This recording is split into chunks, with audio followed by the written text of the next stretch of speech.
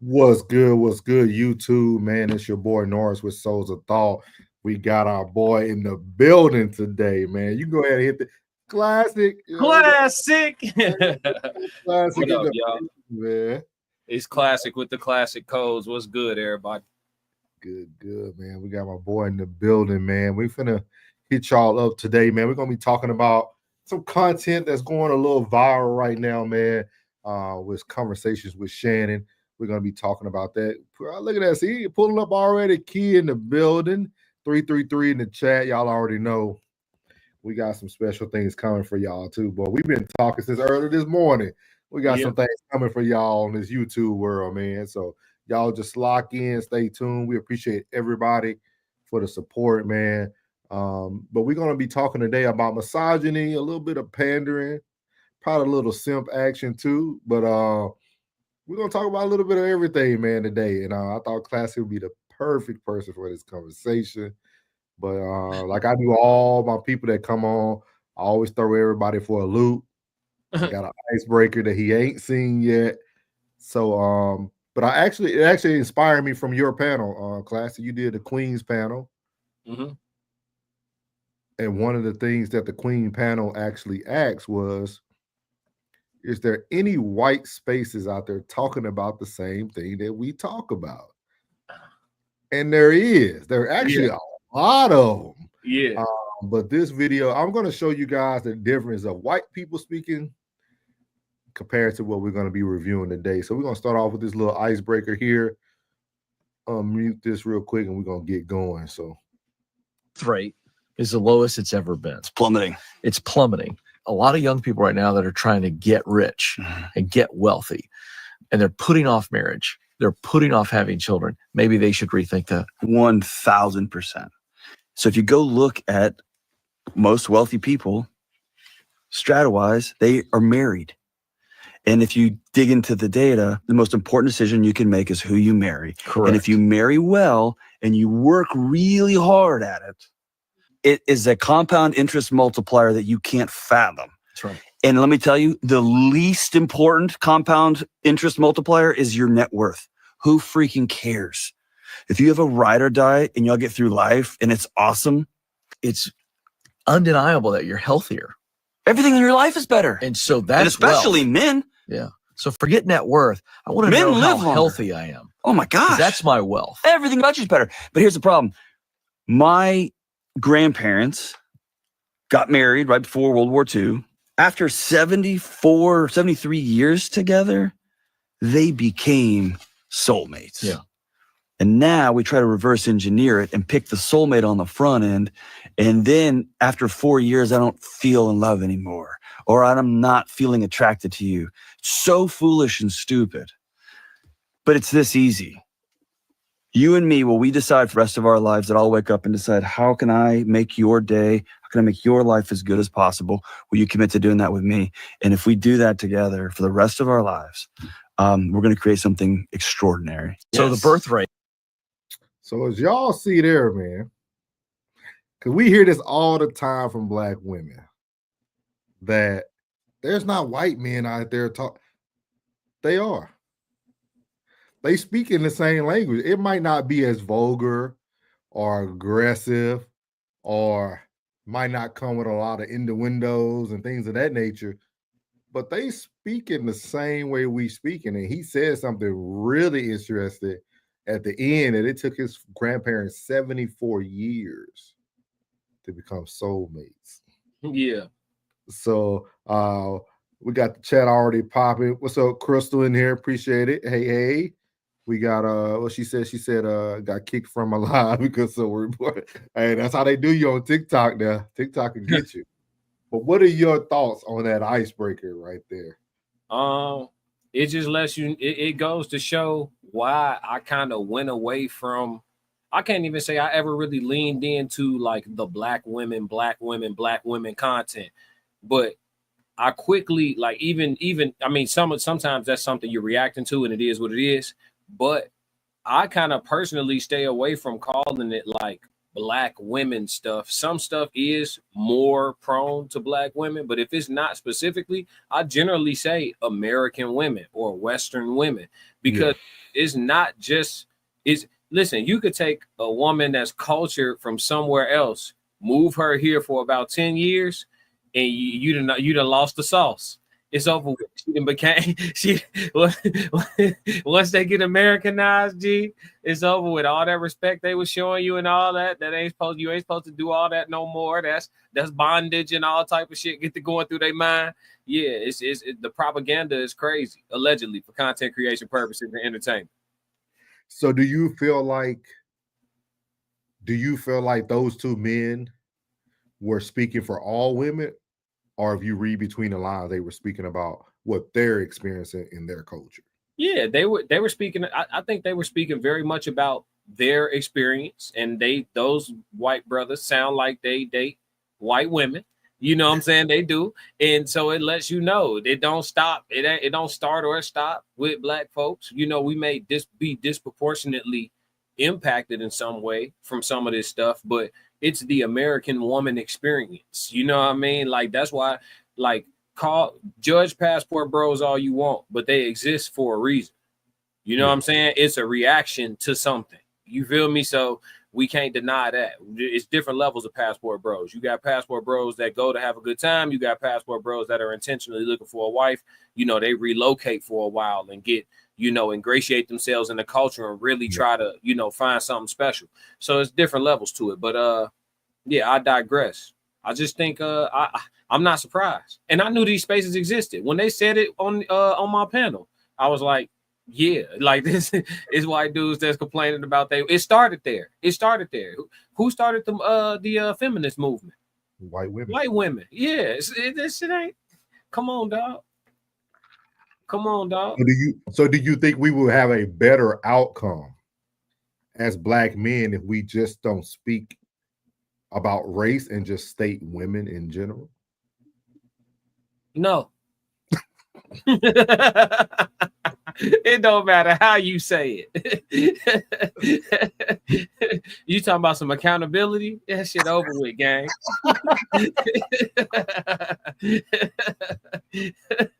What? So what I'm hearing from Classic is just like black women feel black men don't get the grace that white men get. Right. I think one of the separating things is that I think it's still fairly common among white women to understand, regardless of what you say on your platform, that you need a man. I don't think white women let go of the fact that they need a man. Like I'll hear them do that, like even in the storytime videos, I'll hear them talk about leaving their husband and looking for another husband. I never hear them talk about like abort mission on men altogether. I don't hear white women talk like that. Sisters be like, I'm good without none of you niggas. Like I'm cool. Like by myself is fine. Like, wow, that's crazy. You know what I'm saying? I think that's one of the big differences. You know what I mean? And y'all correct me if I'm wrong, but I'm just going off what I hear. She said, disagree as a white woman. Oh, you don't need a man either, huh? Come on, Crystal. Elaborate, to me. Crystal. Elaborate. Yeah, talk to me. You don't you don't need a man either. Tell me it's that bad. I'll try to give you some credit. All right. Shit. Hey, but I just think it's very unique, man. I think it's very unique when it comes to like the grace pot. That's what I call it. Like I feel like what you're saying has some validity and some truth to it. I feel like white women give their men more grace. Yeah. Like I think more white women listen to learn. They are intrigued by learning how the man feels or what the man thinks. And I think they haven't given up on their men yet. But like you said, I feel like our women have literally given up on black men because they take our words as a defensive language. Yeah. Like we were speaking about that on your show last week when I was in the comment. I was like, they respond. They think everything we say is out of defense. They're trying to defend themselves regardless of what the topic is. You can be like, well, don't stop wearing eyelashes. They'll get upset about the eyelashes. Like you can't say anything to certain women without them getting defensive. Yeah. It says the fact that isn't white women exclusive is bitter women who don't need men. Race isn't a factor. Okay, that's fair. She's saying it's a bitter woman thing, not a race thing. So let me ask you this: are there more bitter black women than bitter white women? I'm just Don't do it, brother. trying to open up the conversation. No, I'm just trying to open up the conversation. I just want to know. I ain't on educate me. I might be wrong. So She's just giving her POV. I respect it. And she said, and there's a lot of bitter women, angry women. For sure. For sure. Hey, Crystal, do you know any women? Do you know? Don't let me. Come on, man. Let's talk. Or do we have any? This we still on the icebreaker? Because I'm about to go. Yeah, you good. You're good. She said, no, I don't believe that there's a discrepancy between white and black women who are bitter. Okay, you think it's straight? Okay, that's fair.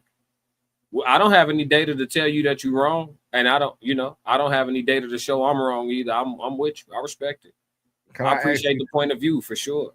Can I ask you this, Crystal? So this is what baffles me too, and I don't want to get too off course, but starting tomorrow, I'm crashing out on y'all. But today, I'm gonna stay a little bit on course. But I want to ask this: do you see the level of grace that the other race of women give the other race of women? You see how Crystal is not putting one race in a bucket, but if you get a panel full of black women and it gets to the topic of they stole the way we look, it's like they don't give the same. I just feel like we just don't give. We say we're the most gracious race. We say we're the most sensitive people. We care the most. I don't think that is true. Oh, okay. I mean, I think that we're gracious in certain ways. I think our grace kicks in at all the wrong times. I think when we should be merciless, I think when we should be savage, that's when we want to be gracious and merciful.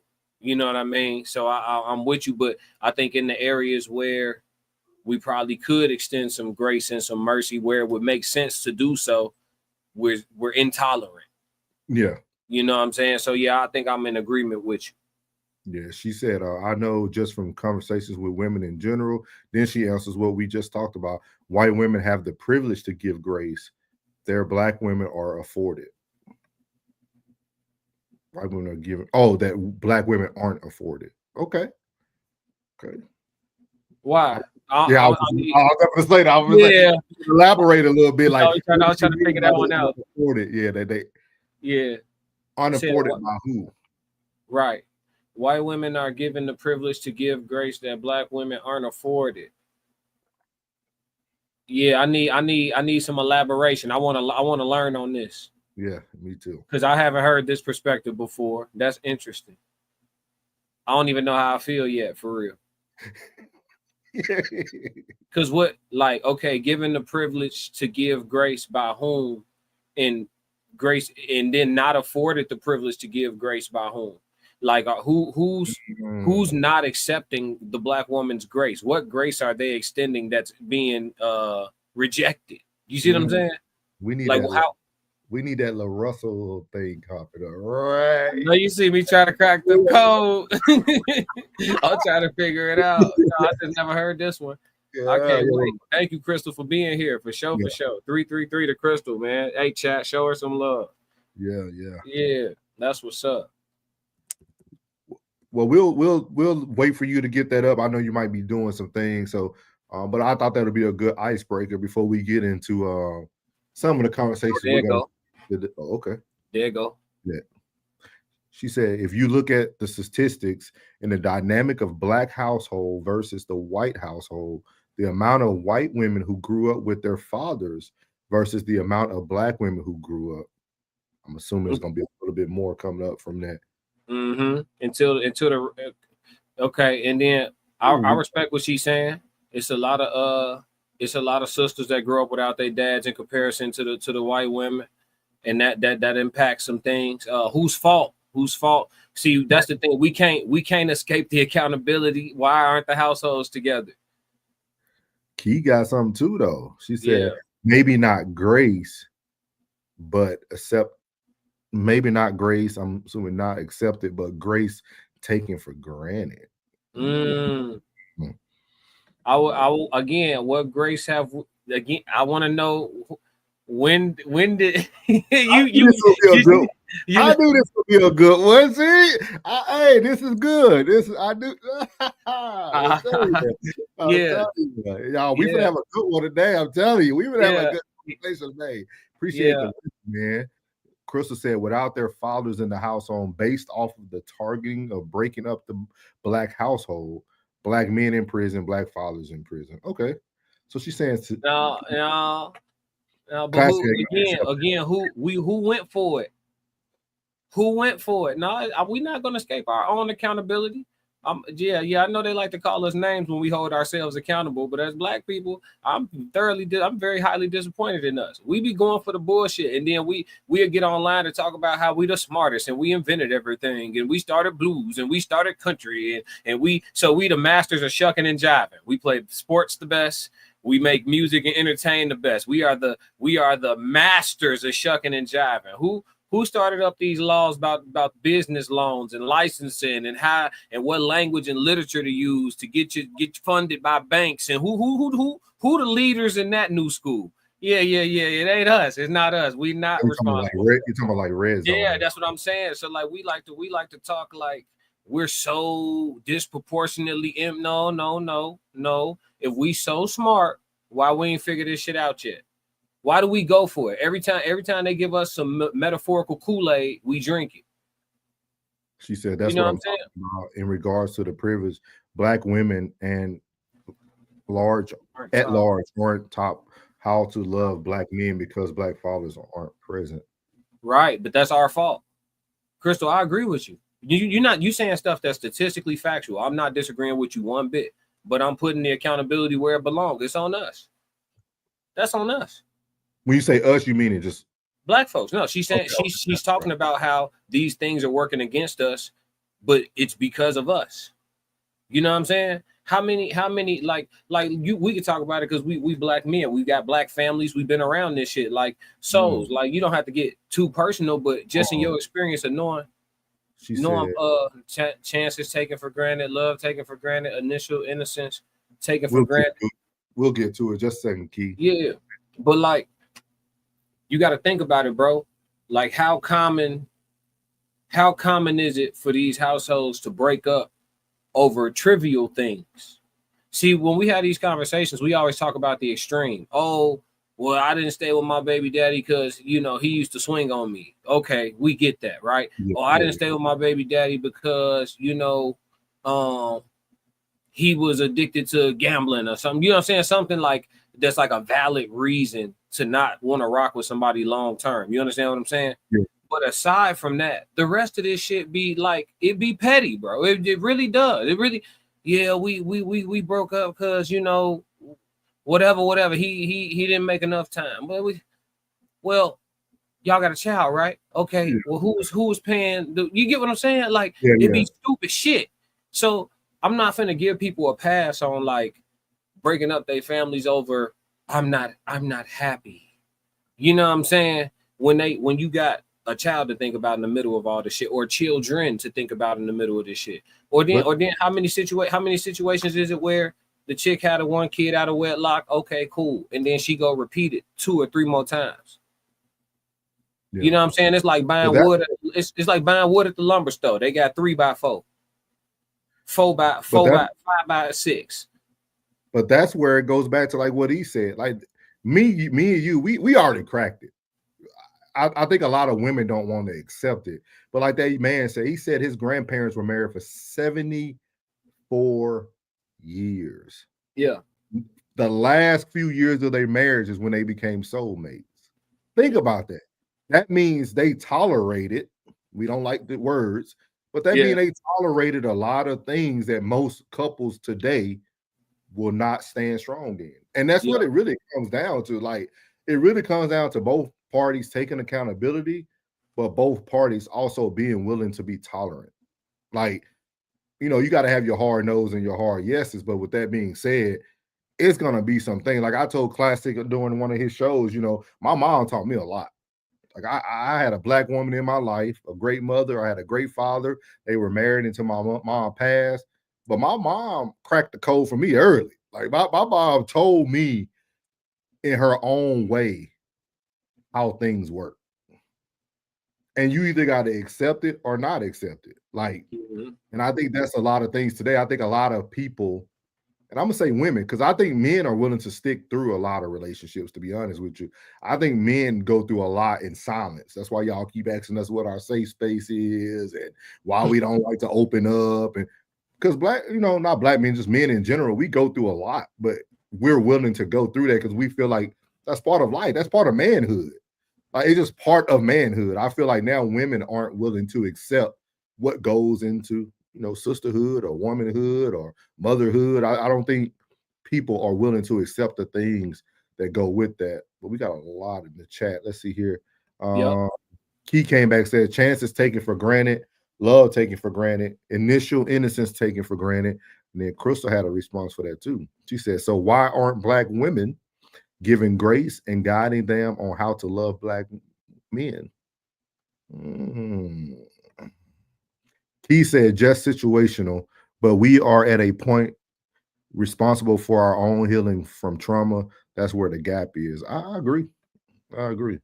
He said in accountability, the gap, yeah. And Crystal said, I find that in white households that are more common rhetoric as to why their households are broken up, a white woman's unhappy. Yeah, I respect it, but they still get divorced less than we do, statistically. They get divorced less than we do. So I mean, y'all, like I feel where you coming from for sure. Like I'm, you know, I listen, I want it to be how you making it sound. Like we just complete victims. But we not though. We not. A lot of this shit is self-inflicted. Like I said, we black folks still largely, and it's not all of us. You got some conscious people like us right here, but black folks largely still haven't realized the foot has been lifted off their neck. It once upon a time was on your neck. It's been up though. They've been lifted the foot. You can go, like I said it on my channel before. You can go as a black person in this country. You can go make you 100 million without nobody messing with you. Now, if you want to start touching billions and stuff like that, you're gonna start, you know, you're gonna start running into some things. You know what I mean? Probably on the way to 100 million, you're gonna run into some things, but you can go touch that, like without having to compromise yourself or nothing. You can get that. But if you want to touch billions, yeah, you know, there's some red tape involved with that. We won't get too deep into that. Classic, can you look? I think Classic, you had that number, right? She said, what are marriage rates for black couples? Classic pulled that up a few times. Yeah, I got you. I'll pull it back up. Hold on. Give me a second. Yeah, I got you. Yeah, but I definitely agree. I definitely agree with Classic on this one. That's what our content is all about, man. I think you can be objective or subjective and still understand what the ultimate goal is. I feel like a lot of times we get caught up in trying to win a debate instead of coming up with solutions and seeing what the bigger picture is. Like, yeah, these things can work. Go ahead. My bad. I got the number. So 31% of black people are married. 31%. So right now, based on this is blackdemographics.com, 31% total black people are married, 27% for black women, 34% for black men, 3% of both are separated, 12% total divorced, 10% black men divorced, 13% black women divorced, 8% black women widowed, 5% total of black people lose a spouse, and then 50% of total black people never married, 51% for black men, 49% for black women. That's crazy though, dog. Yeah, so black women are 27% married, black men 34% married. And then of the married couples, black men are married to black women at 85%. Yeah. So he kills a lot of the thought processes just with stats alone. Thinking, first of all, black men are still married at a higher rate than black women. And then he also, most black men do still choose to marry a black woman. That other 15%, which is not a lot. Of that other 15%, 7% are with white women. and then the other 8% are with non-white, non-black women. Yeah, so that's crazy when you think about it. So black men, technically per the stats, still believe in black love. Yeah. We never gave up. Yeah, I know Classic can do. Yeah, I know. I do. He's for y'all. Hey, Norris want me to go snowboarding so bad. He said, hey, come on, brother. Come on. I just want him to see what the slopes are like. If he doesn't like it, I'm fine with that. But, you know, I don't want my boy to not experience snowboarding and say he don't like it. You know what I mean? You know, it's just like you telling me to eat a fruit, drink green juice. I'm like, nah, I hate that. And I ain't tried. You know what I mean? At least I tried it. She said, I also wonder if societal pressures on white men is different than black men and getting married.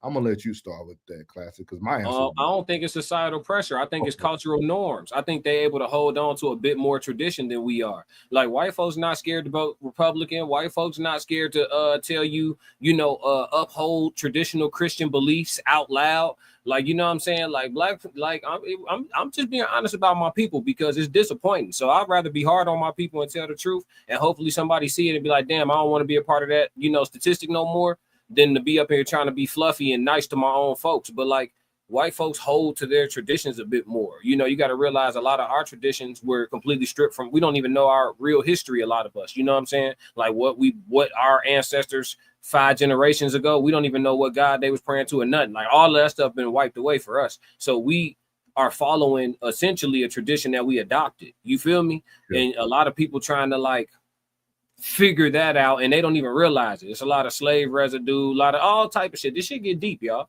You know what I mean? So black people, we don't like reality, Classic. Nah, yeah.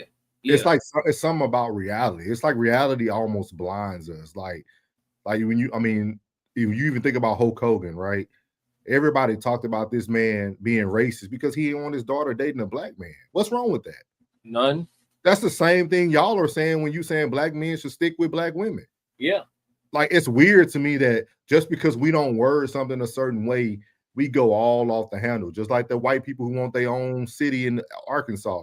We had the Georgia Freedom, or Freedom, Georgia, where those black people bought all the land in Georgia. It's the same thing. I don't understand why we're so blinded by reality and feel like the way we word things or the way we approach things changes the outcome or how things are being done. Appreciate somebody tapped in on Classic's Twitch.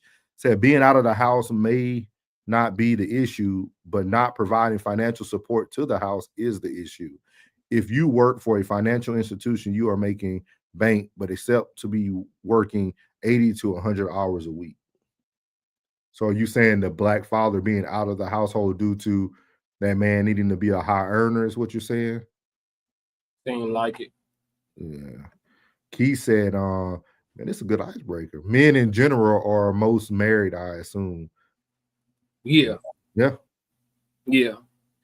And Crystal, are you asking to come up? We could definitely drop the link if you want to come up real quick. She said, I'm still in the kitchen.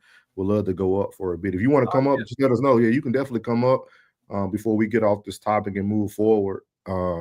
Very good, man. I wasn't expecting this icebreaker to be this, but hey, it worked out. It worked out, man. Yeah. Let us know. We'll drop the link. We're gonna go ahead. We can always revert.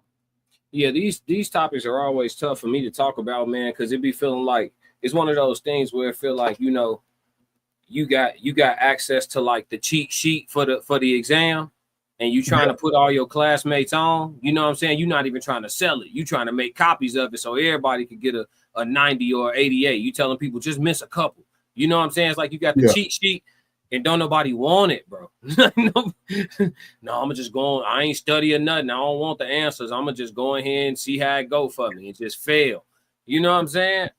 I ain't gonna lie, man. Like we just it's like something that was programmed into us, like to not want to necessarily do better. We would rather like complain about our circumstances than like elevate. Bro, I was on a 3-way call with my cousins, and one of my cousins, he be using this energy powder, which is highly unhealthy for you know what I'm saying? But he used it for energy, right? It's this powder, but he advocate for this powder like they paying him money, dog. So we on 3-way, and my cousin, yeah, man, coaching these kids and doing this and doing that. My schedule crazy. I barely get any sleep.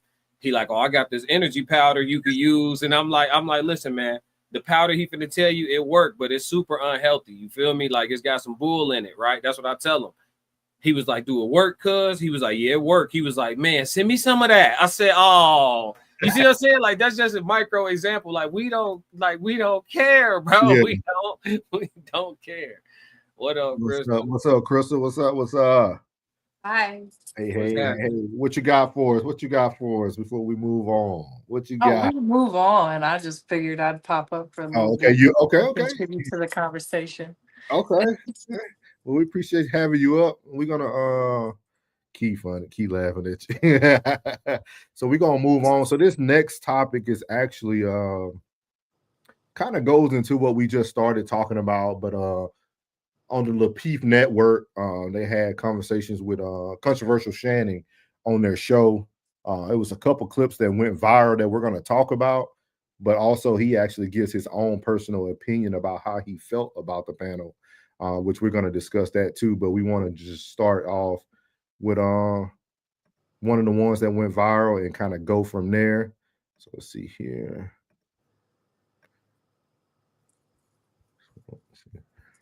One. Any man on the panel that's married. All of us are. Darren, you married? Yeah. You married? Yeah. You married. I am married. And the women and the loyalty. You married. That's what I was gonna say. Come I on. That am don't married. make no How many damn times sense. The women not loyal. But I got me a loyal woman sitting beside me. The women don't submit. But Prime situation is based what Push Through Shaw mentioned, right? Was from a site. He said obstetrician, correct? All right. We talking about that. We're talking about how a woman is more fertile during this age group. The prime that maybe Bo, I think you're talking about, was something like, is she ready mentally to have children? That's different from, is her body ready to have children? So that's two different things. So the prime that we're talking about, I could assume, I know we're talking about fertility. And for Shannon, right, you said you was married, you got married at 25, you're 29 and all that stuff. You got married so you can have kids, correct? One of the reasons, I'm not saying that's your total opposite, one of the reasons so you can have children, correct? no. So you don't I've want been married kids, for- girl? No, I don't want kids. I've been married for 4 years. My wife don't want kids. First of all, I'm 29. My wife is 35. I'm 25. I got with her when she was 30. So no, that prime stuff never mattered to me. I wanted a wife. I liked her. I appreciated her. I don't care about having kids in this world. So no, I don't. The kids ain't the overall goal in my situation. I'm not trying to. Right. Yeah. So no, I didn't get married to have kids. I got married because I wanted to do so. That's what's up. But majority of men, right? They get married to, of course, have a wife, but also to have kids. So in the prime age that we're talking about fertility. We're not saying that women can't have kids after 30 or 30 to 40 and 40 to 50, because that's what's happening now. Sure. But you're more fertile during this time. So that's the only prime that we're talking about. We're not talking about if you're mentally ready, financially stable. So let's keep it where we're talking about. He got the statistic from obstetrician, from medical, right? They're talking about the body, the organs and all that. That's it. I don't know why we're changing that. Well, let me see if I could. I think Bohe made a good statement about the 40-year-old man was looking at my 10-year-old, and then she kept Shown in society. I'm sorry. And are we talking about virgins here? Because your daughters ain't virgins. Y'all be acting like your daughters is running around here, little virgins to their 40. Virgins. Okay? Well, mine are. Here. Yeah. Smex is going to. Old. Smex Her is own going to. father vouched for her. Her own father vouches for her. She's an adult. She can make her own decisions. So, look, we try to use this whole pedo thing as we just stretch. You're 18 years old. But I do want to talk about the Christian. Constant. Trying to get to Shannon. And so when you're leading with money and when you get used for your money, when at least I refer to as being financially objectified. And if you go ahead and lead with your wallet, then yes, you deserve to be financially objectified. A particular group or person or whatever accountable you got. Somebody said men only want women for their body and reproduction. Cool, but let's flip that. What else are a lot of these women actually offering? Loyalty, that's rare. Peace, uncommon. Submission, a lot of women don't even like the term, they get triggered. If you want to try to push a vision for a woman to build with, hell no. But let's be real. Half of them don't even believe they need a man. But somehow they still want his money, his time, his lifestyle. So when a man wakes up and realizes the only thing she brings to the table is some head and some hips to grip while he hit it from the back, why should he feel bad? Y'all be saying I don't need a man for a decade. Now it's a problem when men treat y'all like we don't need you either. No, that's just a rabbit got the gun now. And in this climate, if a woman doesn't meet a strict high value standard, she for the streets, period.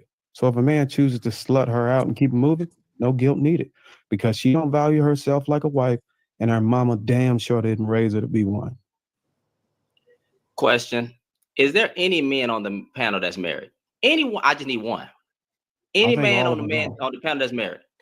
All of us are. Darren, you married? Yeah. You married? Yeah. You married?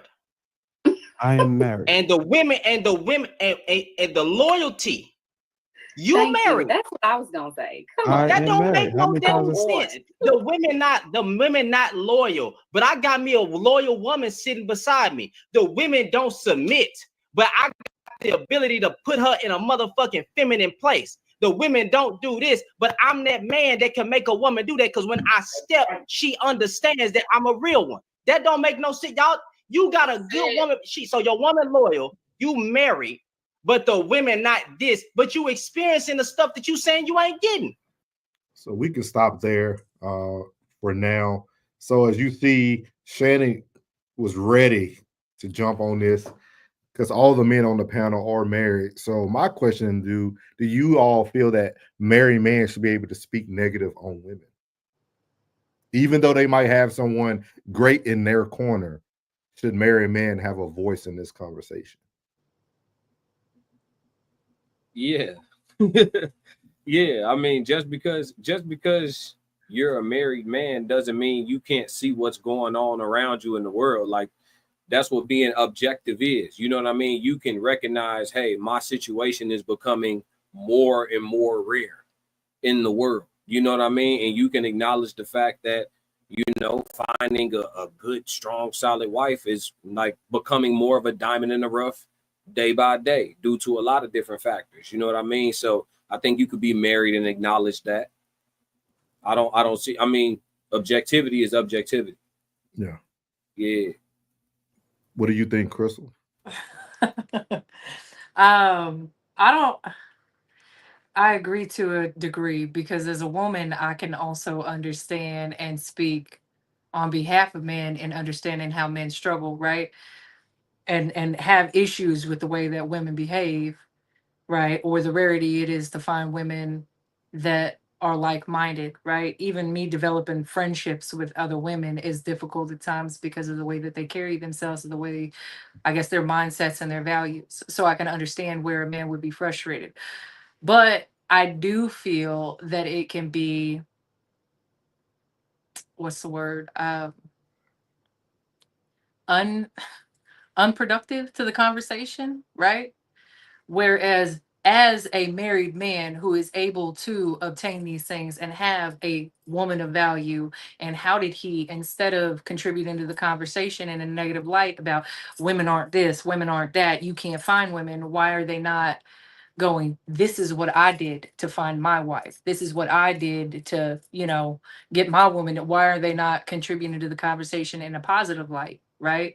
Versus jumping on the train. And I think they jump on the train for the negativity because it's easier as far as getting a following for the platform, because it's easier, especially, I'm sure you'll agree, this day and age, it doesn't matter if it's a man or a woman, they prefer to be validated in their experiences versus being held accountable for where they could change and grow, right? So why aren't more men hopping on the side of, look, this is how you can get what I have, you know, instead of, yeah, you know, you're right, it's going to be hard, even though they can see that there's still an opportunity to help like your fellow man build and grow and hold them accountable versus, you know what I mean? That's what I choose to do with the women around me, right? We don't have discussions about why men are this, that, and why men don't do that. It's where are you going wrong? What are you putting out there that's attracting the wrong kind of men, right? So we look at the positive side of how we can change things and grow. So I can understand why married men would want to talk on it because they've got single friends, but I just Yeah. don't understand where that shows the benefit men as a whole. I'm a still one of classic lines because they tried to do it the other way. That's one of the things I've noticed on, especially on the platform, is that even when you are successful in whatever your trade may be or whatever your relationship is, a lot of people still tend to ignore the positive things and focus still on the negative things. Because Doran does later on in this video goes and explain that, you know, he found his wife, he found her early. She was younger than him. She grew up in a two-parent household. He explains all that stuff of how he found the right person or whatnot. With that being said, Classic, correct me if I'm wrong. I feel a lot of times when we do try to express the positives to women, it still is overlooked by the negative.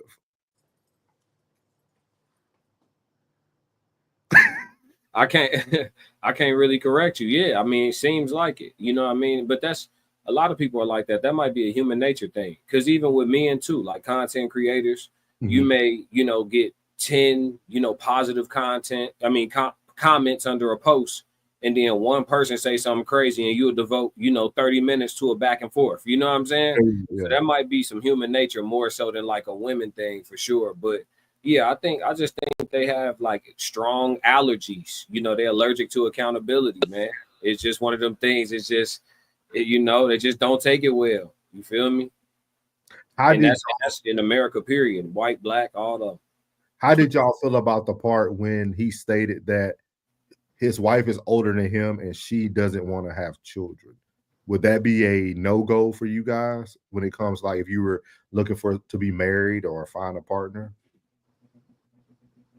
Yeah, that would be a deal breaker for me. Yeah, that would be a deal breaker for me. These genes got to live on. You know what I'm saying? Yeah, yeah, yeah. That'll be What the about part. you, Crystal? How you feel about that? Well, because I know women, there's a lot of women that feel pressured into having children that have no business having children, Mhm. right? But I also know that there's a lot of men out there that have children for the sake of legacy, not the sake of being fathers, right? So there's people out there have no business having children. But if you get into a relationship with somebody and it's understood from the jump that you guys do not want to reproduce, then you should not reproduce. But I do think it's problematic, and I do believe that it should be a deal breaker when you enter a relationship with somebody and either one of you wants to have children and the other one's even on the fence about it, because it could stand to create resentment down the road, right? Like for me, I've been married, I have a child, right? Mhm. If I were to marry again, I would want that option open to me, but it's not a requirement, right? Because I'm also aware at my age that a lot of men have already capped out on the amount of children that they're going to have, or that the responsibility of playing stepdad to a child that's not theirs. Like, I understand all of that, so I'm more flexible to it being my age and the fact that I've already had a child, but I am still open to it for a man that I know would be a present active father.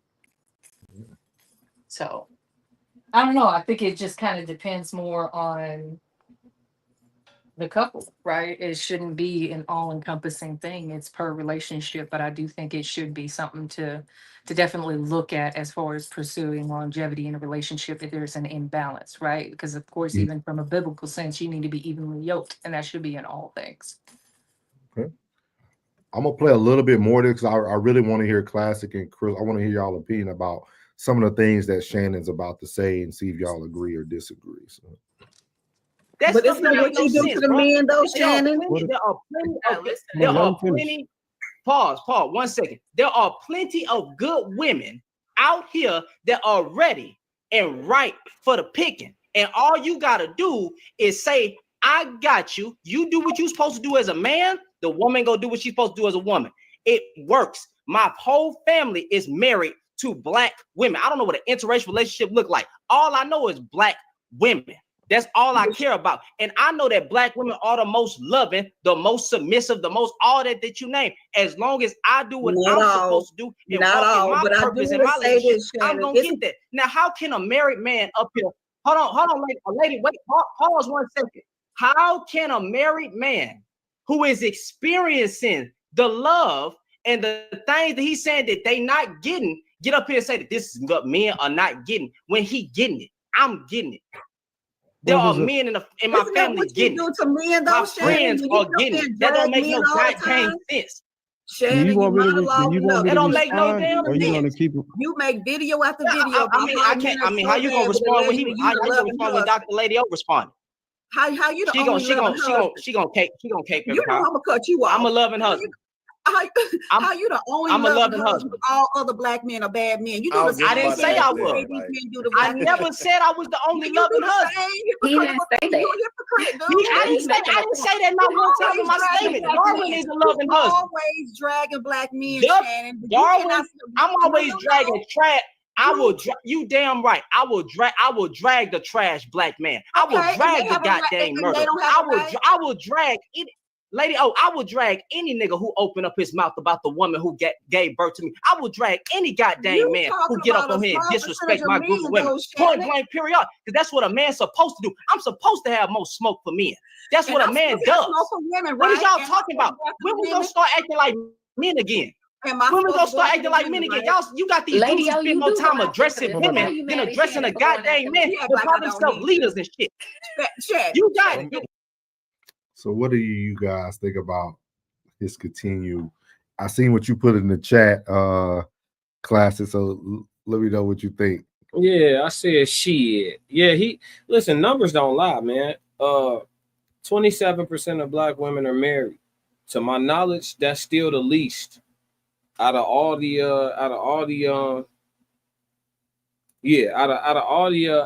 people, the ethnicities. Black women are the least married. So with that being an actual fact that we can calculate, right? Mm-hmm. Since he's right, let's say he's right. Let's go with Shannon. Shannon, you right. They the most nurturing and the most lovingest, most perfectest, warm and supplest that you could possibly get. Okay, cool. So you right. But they're also the least married. So then my question to him would be why? What's the why? What is okay? That's not the reason. They not angry. They not rude. They not disrespectful. They don't have treacherous past that they trying to get around. They don't come with baggage. None of that's true. None of that's true. They amazing. They amazing. We're gonna roll with Shannon. They amazing. Okay, so why then? Why then? You just a 20-pound sea bass swimming by the shoreline. And don't none of the fishermen want to catch you. None of them. Not interested.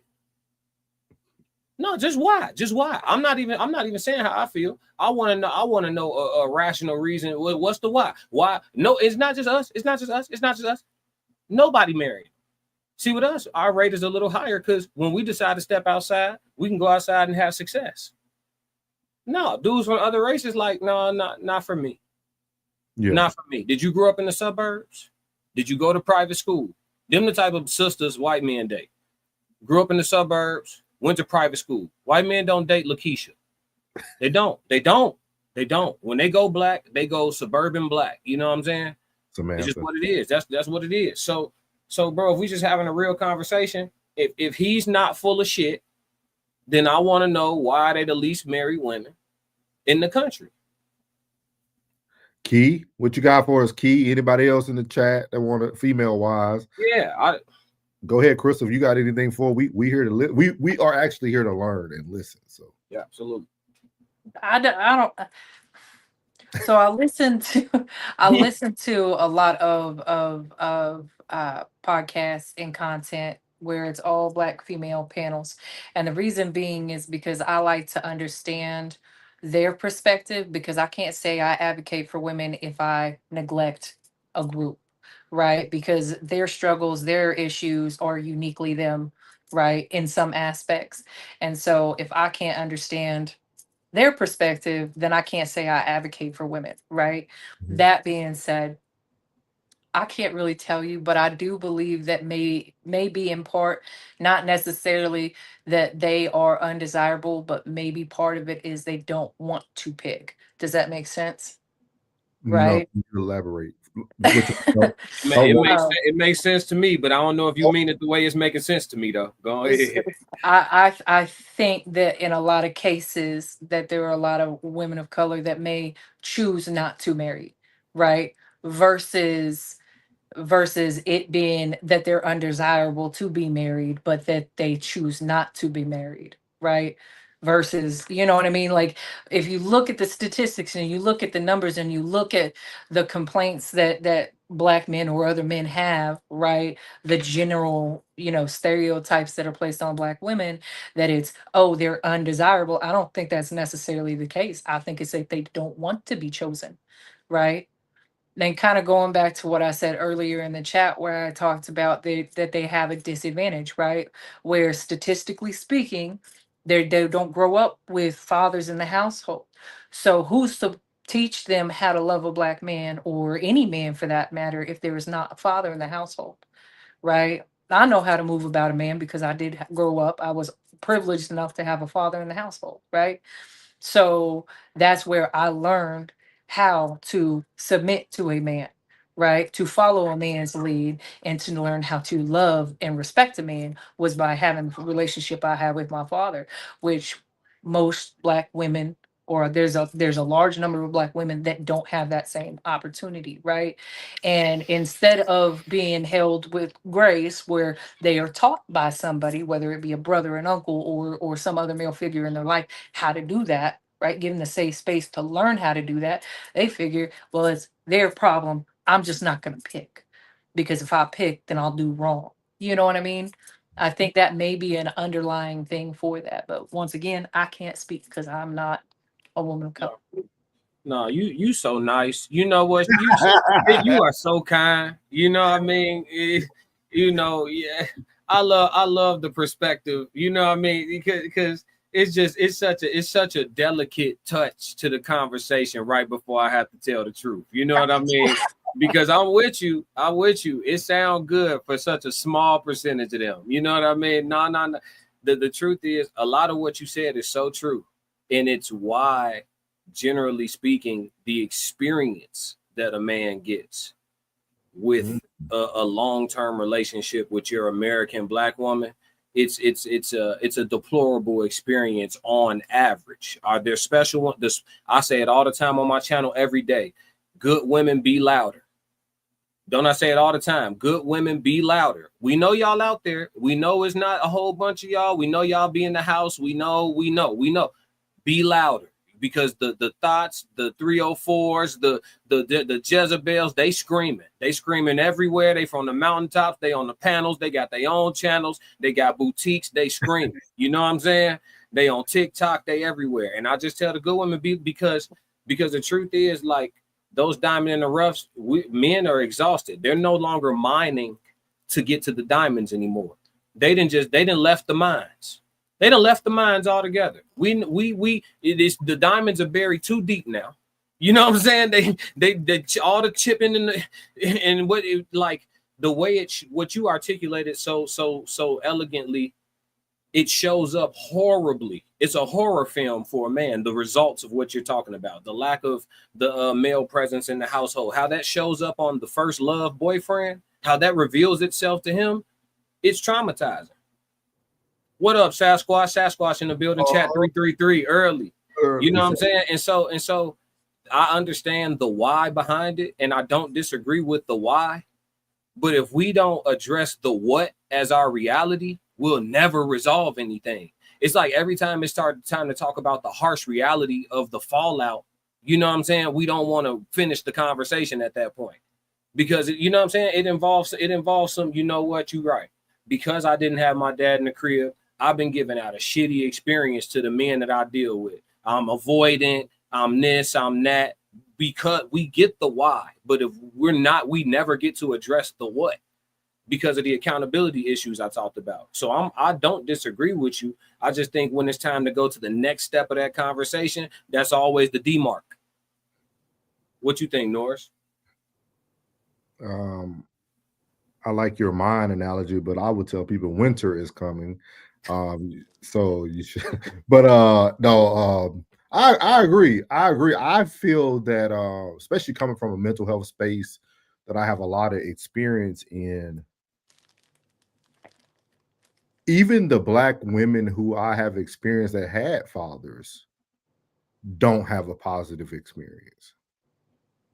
And the reason why I say that is because the black community are starting. This is something we never talk about on any platform. Black communities are starting to experience so early pregnancy today's day. You got to think about it. I'm a prime example of that. I had my first child at 18 years old. You got to think about. I mean, I was blessed to be a great father and have a great relationship with my daughter, but you got to think about people having children at 16, 17, 18 years old. What positive experience can you really have at that young of an age as a child? You know what I mean? Like, because you got to think about it. When I graduated high school, it was 04, dog. It was still Nokia cell phones and a brick. All you could play was Caterpillar. You know what I mean? The first like fancy phone was a flip phone sidekick. And then at that point, you had things like Black Planet, MySpace, Moco Space, stuff like that. It was still easier because you wasn't as distracted. But you think about kids now, it's children having children. So I think as we continue to go through society, it's going to be even harder. It's no longer going to be about having a father in the house, because most Black men, when you look at them from a social media lens, what do most Black couples look like? It looks like a Black woman running the house. You got men out here wearing matching pajamas for Christmas. Yeah. You got all these things that Black men are doing that are actually demasculating themselves. Yep. Instead of them looking like the head of the household. We think, we talked about this with Plug. I always tell people, we think over compromising or doing the things that we feel are right towards our partner are positive things, but some of that stuff is just things you've been programmed to do. Yep. And it's actually you losing more and more of your dominance or your dominion, as the Bible will say, your dominion as a man. I feel like we have to get back to the foundation of what does manhood really look like. Yeah. You know what I mean? And that's why I think it's hard to say.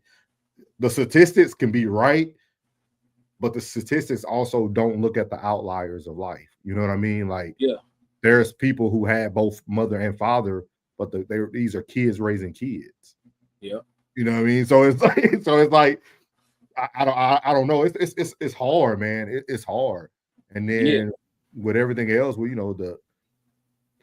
homosexual, everything making such things so much more difficult, man. That's the best way to put it.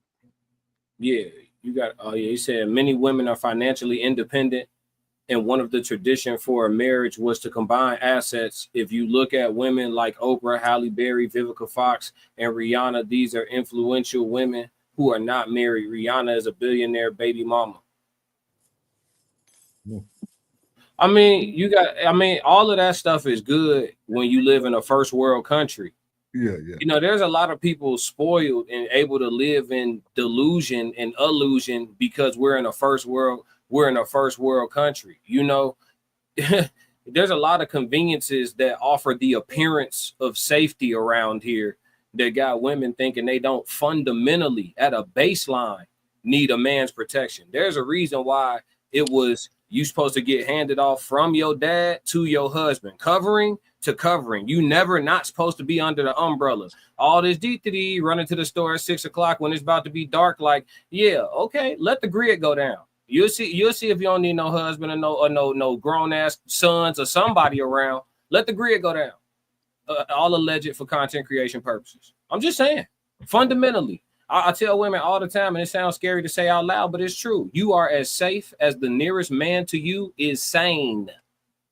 If that dude next to you, if that dude behind you in the grocery store lose his mind right quick, most women, unless you know part of the little 3-4% of GI Jane chicks out here, you in imminent danger. If your pepper spray ain't on tuck, you in trouble. It only take one blow from him. You discombobulated. Off rip.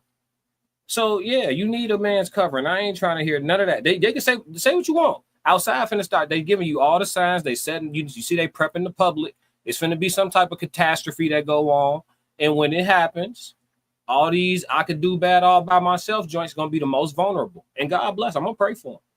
Because I can't save them all. They don't want to be saved. Yeah. I know I took it left, but it's real though. I get so tired of hearing it. Like, like the concept of like money replacing men that was given to you by the government, literally. You can't replace a man's presence with a check. You just can't. You can't. It's just like if you ask the average quote unquote baby mama, like, would you rather have a present father for your child, boy or girl, or would you rather get a lucrative child support check? I would be interested to see what percentage of the single mothers would choose which in our country.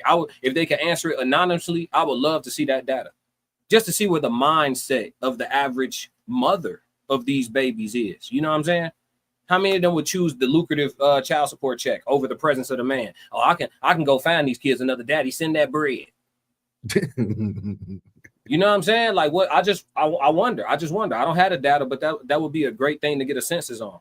Do like a baby mama Squid Games.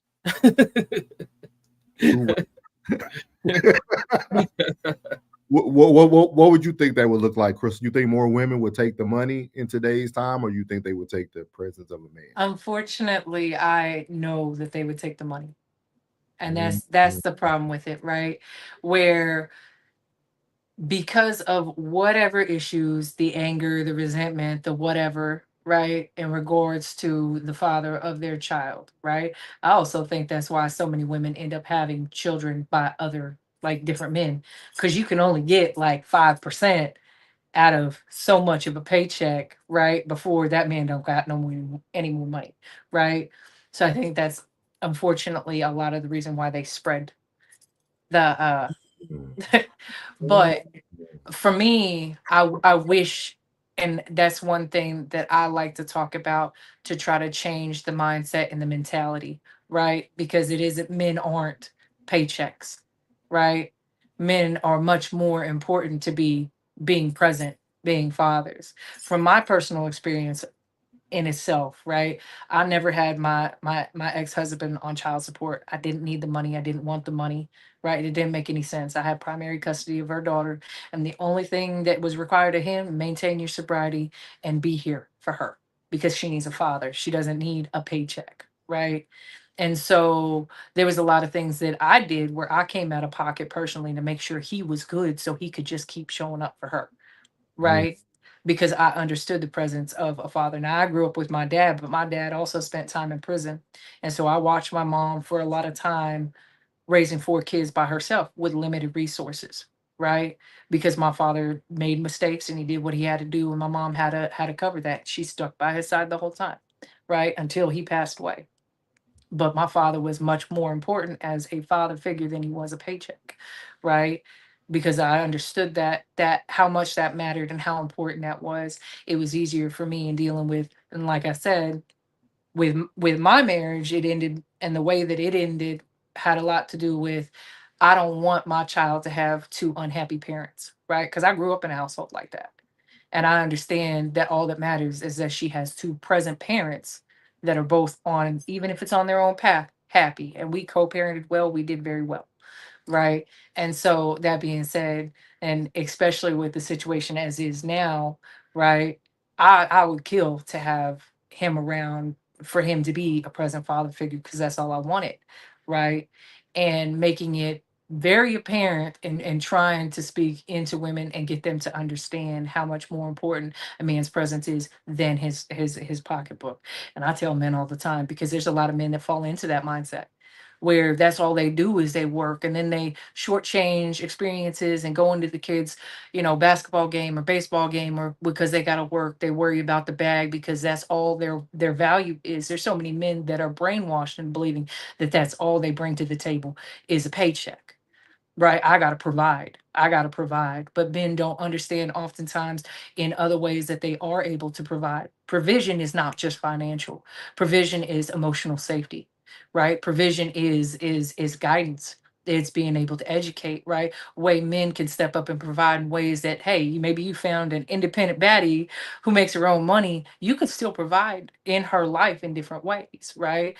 But I don't know why I went off on a track like that, but yeah, men are definitely more valuable. But I don't believe that most women in this day and age, because you have social media influencing what they should have, what they should. You even brought it up, men walking around in matching jammies, demasculating them, Mhm. right?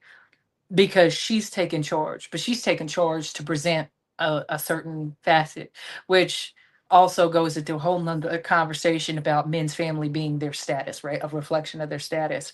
And so sometimes it's a woman's job to create that image to uplift his status or whatever, however he is perceived as successful, right? But yeah, masculinity in itself is also a skew in what that actually means in a lot of different ways. And I think men perpetuate it on themselves a lot of times because, like I said, they're brainwashed and believing that all they need to do is go to work and make money. Mm. And I think that that puts them at a disadvantage in dating too, right?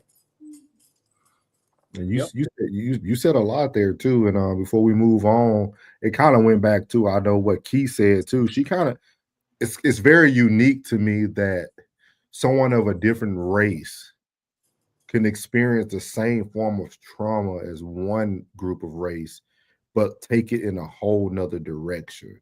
Like you talked about your father being in prison and your parents not being the happiest, but they made things work. Like your even your perspective of how positive you still seeing that image is totally different than what we see in the Black culture. Like we would have took that experience and it would have been all the negative things. Well, my dad was gone for 8 years, or my mom and dad didn't get along. Like it would have been all the negative. And it's funny how people can still live something that other people would call trauma and just view it in a totally different way.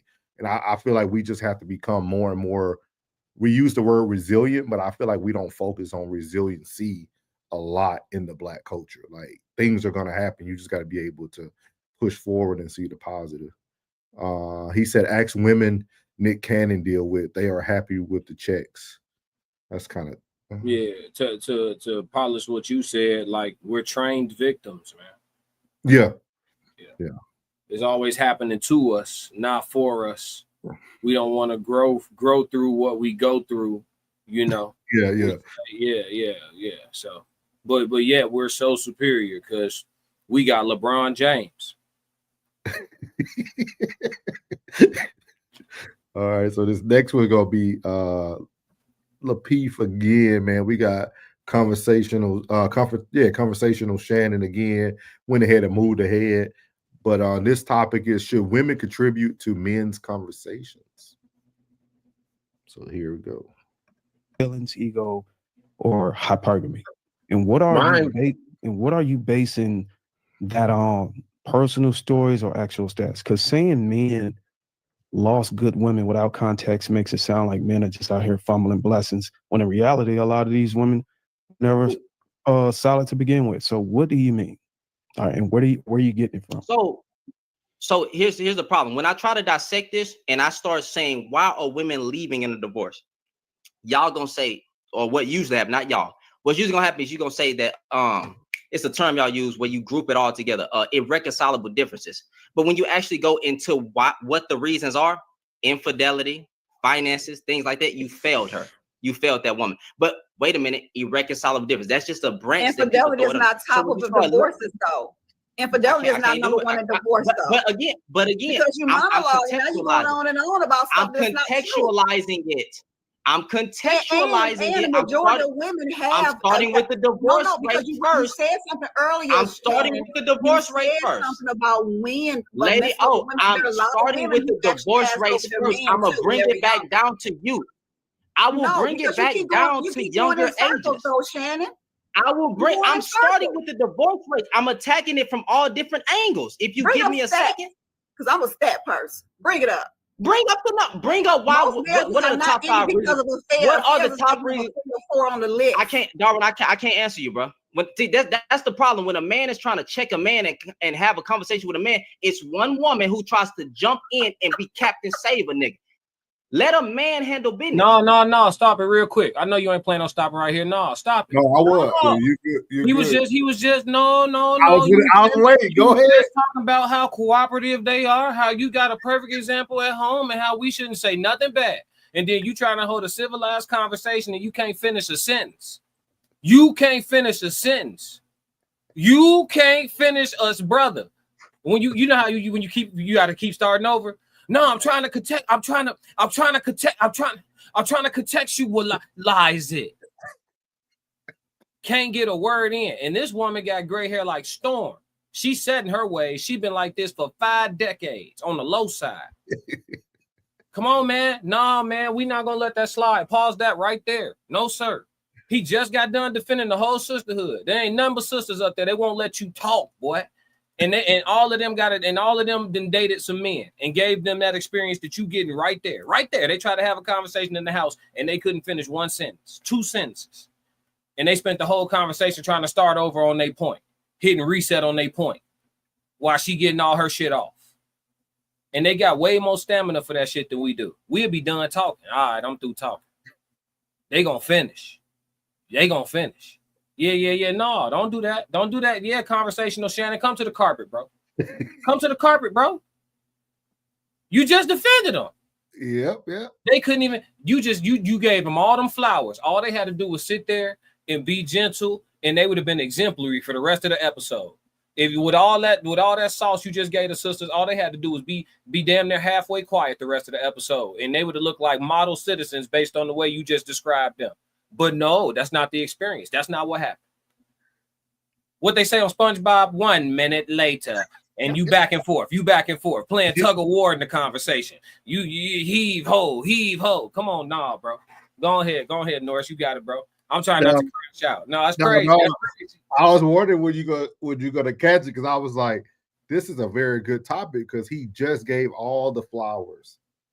And then you sit on panels where you're living in the example of what majority of the men are telling you they experience. So we don't even gotta play the rap, because this kind of goes to you, and I want to ask you this question, because I know. Give me your opinion about conversational Shannon before we play his little video. I just think he's a high-level panderer, bro. He's well-spoken, seems to be educated, and he chose a side. You know, it's good bread over there on the pandering the women's side.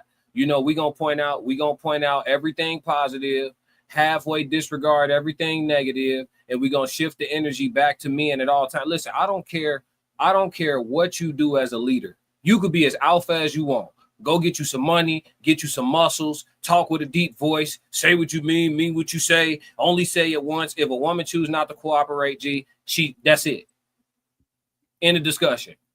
You could be as militant as you want. If she chooses not to cooperate, fam, then that's it. Because no longer are you able to make her cooperate. Now, you go back some decades, men used to make women cooperate. I'm not saying that should be the case now. I'm saying that that's what used to happen. You know what I'm saying? Used to force the cooperation. You feel what I'm saying? But now they'll tell you what they ain't gonna do, what they not gonna listen to, what you not gonna say, how you supposed to say it when you want to be demanding. You know what I'm saying? All that. Yeah. So when you say, oh, just be dominant and I'll submit, it don't even work like that. There's plenty of dudes that get around other dudes and they alpha as fuck. Still can't do nothing with their woman at the house. Can't do nothing with her. Nigga still calling to check in. He could beat everybody at the party up, own all the biggest guns, can't tell his woman shit. That's what's going on at these houses. That's why the divorce rate look like that. That's why the marriage rate look like that. That's why I started with a question before I told y'all how I really see this shit. That's why. Because largely the job of the wife, the role, what it consists of, all that it entails, just based on what women are saying, not my opinion, what women are saying, it is too cumbersome for the woman today. It's too much. It's too much work. It's too much. You want me to earn an income. You still want me to keep the house clean. You still want me to raise the kids. You still want me to breastfeed. Yeah, it's all a part of the job. When you go to apply for one of these big ass companies and you look at the job requisition, your duties this long. You know what I'm talking about? Norris, when you go to apply for a job worth talking about, the duties of the job this long, right? That's true. Long as hell. And you still hit submit resume. Ready to do it all, boss. Ready to do it all, boss. When it's time to be a wife, though, I'm just talking about on average, in general. When it's time to be a wife, though, it's so much. It's so much. It's too hard. A boy like them, 3 generations back, what I always tell you, bro, they had 20 pregnancies, 15 babies. Yeah. And was taking that shit on the chin. Now, come on, dog. And part of it's not their fault. Let's talk about, okay, let's soften up. Part of it's not their fault. They putting bullshit in the food, right? The food not even food no more. Yeah. So if you're not health conscious and you eating whatever, that's gonna fuck with how you process that. So it gets deep. But yet and still, it is what it is, bro. Like when that's why I talked about it a couple of days ago, bro. I said a lot of women nowadays, they try the role of a wife and they realize, shit, I just don't like it. I don't like this job. The streets was more convenient. Finessing these, it's always gonna be a sucker to finesse. There's no shortage of suckers. So if you're a good looking woman, you keep yourself together, you can finesse all the way into retirement. You can finesse until you can finesse into your 60s. There's women out here finessing into their 60s. Yeah. They just change who they finessing along the way. As long as they keep themselves looking good, you go to finessing dude, you go from finessing dudes your age. Then you get your shit together, you start finessing the young men, using them for what you need. Then you get to the age where you young old, where you in the upper 40s, but you young to a dude that's in his 70s, and he getting that good pension money, finessing his dumb ass. It just changed who you can finesse till you die. Just like dudes who choose not to get married, they could play the game till they die. They can play the people be like, oh, you're gonna want to say no. I ain't gonna say who it is. I know people. I know somebody in they damn near in their 80s at Walmart greeter, still reeling them in. Still reeling them in at the door of Walmart. How you doing, baby girl? All right now. Yeah, reeling them in. I'm telling you. Just come on, man. Let's have a real conversation. Crystal, what is your thoughts about what Classic said about the roles that women need to be able to take on in today's society? Like, do you feel that gender roles are pertinent to like the success of marriage? I think balance is key, right? Where for the most part, the women that I hear complaining the most about the role and the toll that they take, right, is because they're doing all of it, right? Not only are they coming home from working a 9 to 5, bringing in an income, but they're also expected to do all of the household duties, right? Which is fine because I did that, right? I had a stay-at-home husband and I paid all the bills, worked up all day, came home, and then still cooked dinner, took care of the child, took care of the house, right? Where he didn't contribute a lot in that aspect, right? But it didn't bother me. That wasn't necessarily what I needed him for, right? But I can understand where the mental and emotional toll plays a big part on women, why they get tired, right? Now, if it was my man's got all the bills, then I don't really believe that a woman should complain if her only job is to take care of the house, right? Because that's what you signed up for. Now, if that's not what you want to do, by all means, go out and get you a 9 to 5 and find somebody who wants to balance the household duties, right? But this going back to being evenly yoked. It doesn't matter what your dynamic is in a relationship, right? It's about what you're willing to do. Now, if I've got a man who's willing to pay all the bills, then he's coming home to home cooked meals, right? He's coming home. He's getting lunch packed for him, sent off to work. The house is going to be clean when he comes home. Why? I do that by myself for me, my child, just because that's what I do, right? Because of the life that I want my child to have, right? And I know earlier we were talking a little bit, and it was about like women submitting to men, and Classic had mentioned something about it, and I laughed a little bit because the key to that isn't that women won't do that, right? Is women only do that for men they like. Women Mm. only do that for men that they respect, right? So you can be alpha all you want, be super successful, and have a woman stepping out on you because she don't really like you. She just sees you as bankroll, right? She doesn't respect you. But a woman who respects and likes a man, it naturally will fall in line and submit. Doesn't matter how alpha he portrays himself. If she likes and respects him, she will fall in line. Period. We Right? have Classic said he would agree to disagree, that he Yeah, still feels that they don't submit to the ones they I like. think those days are over. The day that you could throw submission, though just the word submission, into a group chat full of women and it's offensive, it's just not something y'all interested in general. I don't think it's conditional. I don't even think it's that. I think if you come with a good stimulus package, like if the amenities of rocking with you are something that the woman needs at the time, and those amenities could be financial, it could be the tool that you have, you know what I'm saying, that you provide her with. It could be whatever utility she needs you for. And then she may play submissive until your usage go down. And then that's when you start seeing how she really want to act around you. I think the days of women finding being submissive desirable or fulfilling are over. Can I ask a question? Yeah. Why is it that men get offended when they hear women say that they don't need them? Men tend to get very triggered when they hear women say, I don't need a man, but I want a man. They get hung up on the word need, just the same thing as women do when they hear submission.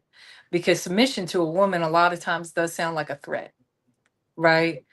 Just like if a woman doesn't need a man, she's going to leave him. That's, I think, what triggers a lot of men is they feel like, well, she doesn't need me, she's going to leave me, right? Then that has to do with a lot of what either gender has dealt with, right? So the equivalent for men, I believe, is getting triggered by hearing we don't need men, right? Same as women get triggered by women need to submit, right? And I think often it's not, it's a natural thing that occurs between a man and a woman, right? Where he takes lead, he's allowed to take lead, and she naturally submits. It can't be forced. So no matter liking and lusting, I mean, a woman can lust after a man for sure and still not respect him, not let him lead, or she could be so hindered by her own trauma, right? That she doesn't have the capacity to allow a man to lead because she's too worried about the outcome in the event that he fails. So she's going to take control Can I because of her own. can I ask you something, Crystal? 'Cause I don't think I have gotten this answer from anybody. Why is submission a trait that women feel like you don't supposed to come to the table with? Come I to the It's the same as respect. Yeah, but so let's say for like I feel like because we were talking about balance, I feel like there is no balance if a man has to already be able to provide, protect. We have to come to the table with those things. A real man has to come to the table with those things. I don't understand why a woman has to build up to have a trait that you should already come to the table with. Because our submission oftentimes can be the detriment of us, right? Women, I don't think it's smart to come to the table with submission necessarily. And the reason being because if we submit to the wrong man, what happens? It's a So survival thing, right? Whereas it's not necessarily the same thing for men. I mean, yeah, financially, if you come to the okay. table paying bills and taking care of all of this, I don't believe men should do that either. Right? You don't start courting somebody offering to pay their bills. Are you sharing a space? That's a different story. What is your relationship dynamic? What is it going to look like? Right? I always say court a woman based off of the type of relationship you want to have. If you want a traditional stay-at-home wife, then you need to pay for dates and dinners and whatever. If you want to do 50-50, then expect to do 50-50 on dates, right? It just makes sense to me logically.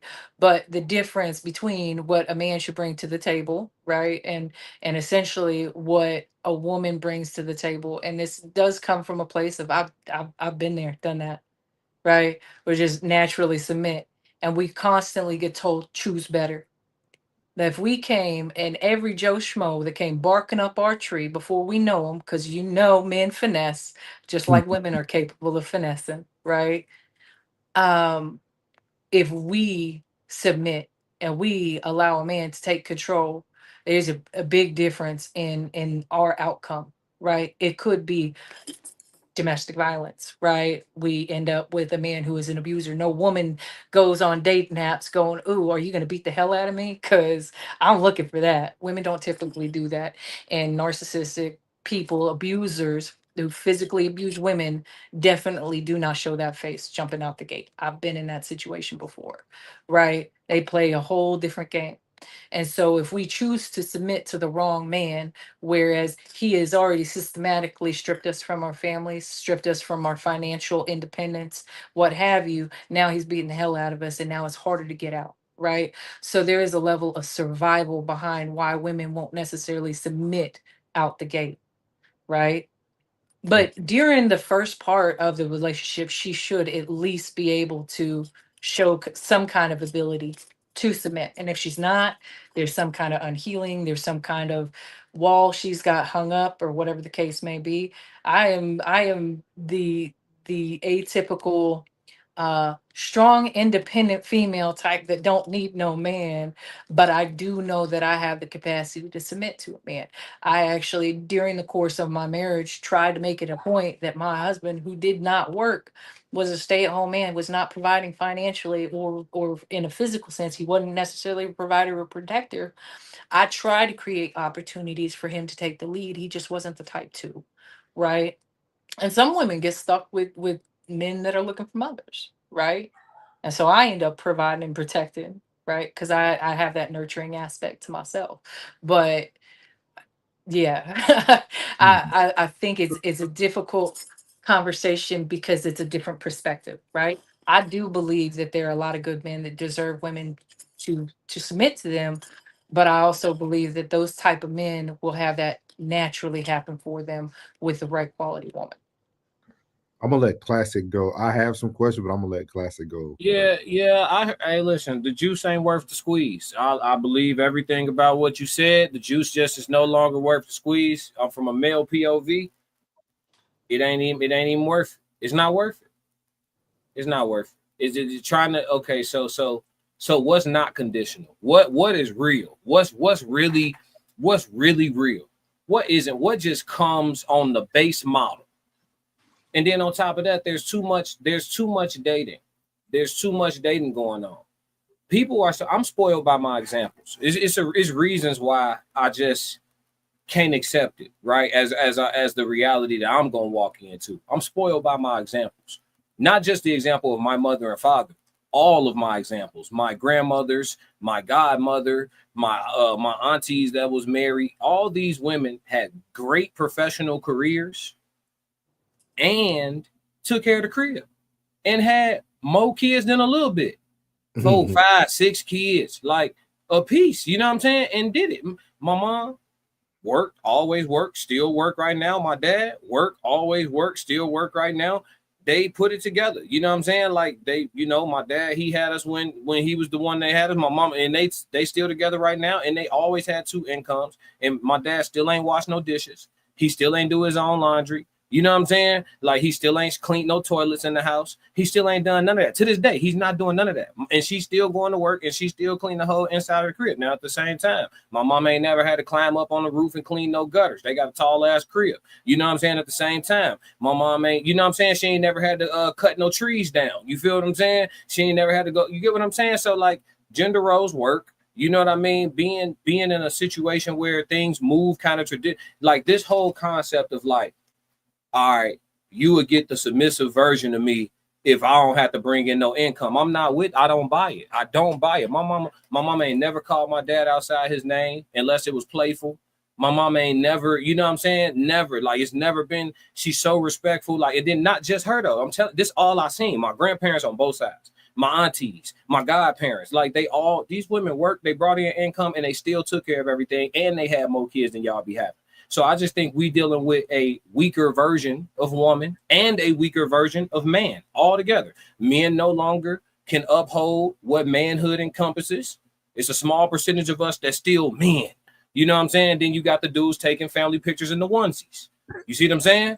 And then you got women, you still got some solid women that's like, listen, I'm holding down my Keisha Kayor, right? Gucci's wife. Yeah. All he got to do is shower and go do what he do to make us money. I got everything else. You still got them, and they get fulfillment from doing it. Some women, they'll do it, they try for a little while, and then they talk about it when it's over like it was slavery. Oh, I put him before my own self. I don't know who I am anymore. I left him after 15 years to find me. Like, no. Like, your fulfillment used to be in being in the role of the wife. That used to be the fulfillment. The family, the kids are tucked in. My husband's fed. Just gave him some head. You understand what I'm saying? Everything is everything. That used to be the fulfillment. Now it's like, nah, if I can't shop where I want, if I can't take the trips if I don't get equal say so in the decisions, if I don't, listen, I'm not breaking my neck and my back, because men, we have to become attractive. Women born attractive. We got to become attractive. And women can't, just like we can't empathize with stuff y'all go through, y'all can't empathize with stuff we go through. I see you cooking. You cook, what you baking cakes? Cake. Red velvet bundt cake. Oh, go crazy. Go crazy. Yeah. So we have to work to become, heavy in the market. You know what I'm saying? In this world. Why? For the people who reverse engineering, because technically you're supposed to get together when neither one of y'all got much of anything. Y'all supposed to pair a bond, lock in, and ride this thing out. But since that's not how it goes these days, we reverse engineering the process. So now you got men that are going through the gauntlet of manhood to become. They come out on the other side fortified, strong, and ready to start a family, and they get a woman that's like, well, I won't talk back if I don't have to work a job at all. Or you don't have to do laundry. We don't have to split laundry duties if I don't have to work a job at all. I would argue that the men of yesteryear was just shopping in a better market with a better brand of woman on the shelf, metaphorically speaking. You know what I'm saying? Because this ain't. I don't see it as that hard. My mom will cook a dinner on Sunday. We eating on that till Tuesday. She'll have to cook again on Wednesday, and we'll eat on that till Friday. And then Saturday we might get some takeout or go to a restaurant. You feel what I'm saying? Like, they make it sound like this shit's so taxing. Oh shit, I'm drained out.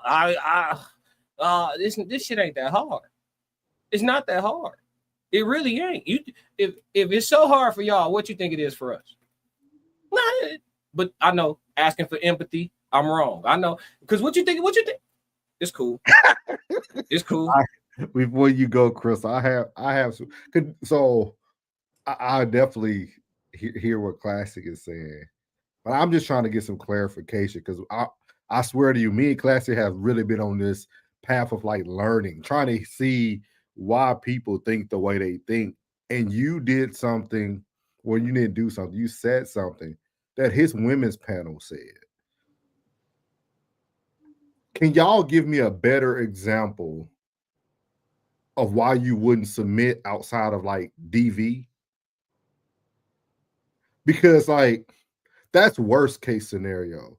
Because like we were confused because it was a lady that he did a video on who talked about men not wanting to approach women in grocery stores and out in public. And on his Queens panel, they went to the extreme of guys stalking them, guys being aggressive, cussing them out, calling them out their name. Can you give me some? Because I'm very empathetic, and I hope we can start using these words right too, guys. You're empathetic, not sympathetic. You're empathetic. I'm empathetic towards DV. I understand that, but with that being said, can you give me another reason why a woman wouldn't come to the table submissive that doesn't go to the extreme of her getting beat on? Because we just seen another man get beat on by a woman. So I need to start seeing some other because to me, I feel women give men the most extreme example that's not truly, I don't even know. I can't say it's not acceptable because I mean we got to accept what y'all give. But can you give me something, another reason why it's hard to come to the table submissive, or come with the trait that I thought you guys were like created with? Can you give me something? I need to hear something. So I would love to give you another example. Okay. But Okay. fundamentally, it all boils down to kind of the same root thing, right? So outside of like the threat of domestic Mhm. violence, right? Like we need to choose better. We need to be mindful of who we reproduce with, or who we even engage with and allow access to us, right? Outside of SA and DV, right? Mhm. Which is all very real. And I know it sounds like an extreme or an extremity, like that's an extreme circumstance, Yeah. but it's common. It is so common, it's ridiculous. And he had mentioned something about how, like, oh, when a man approaches him, I've passed the compliment at a man at a gym just to be nice. And I chose the wrong one, apparently, right? Because then I was just harassed after that. I want to be able to compliment somebody just to be nice, be polite, because that's the person I am. But sometimes that's hard for me to navigate. I'll still do it, but I know that it's going to come with something.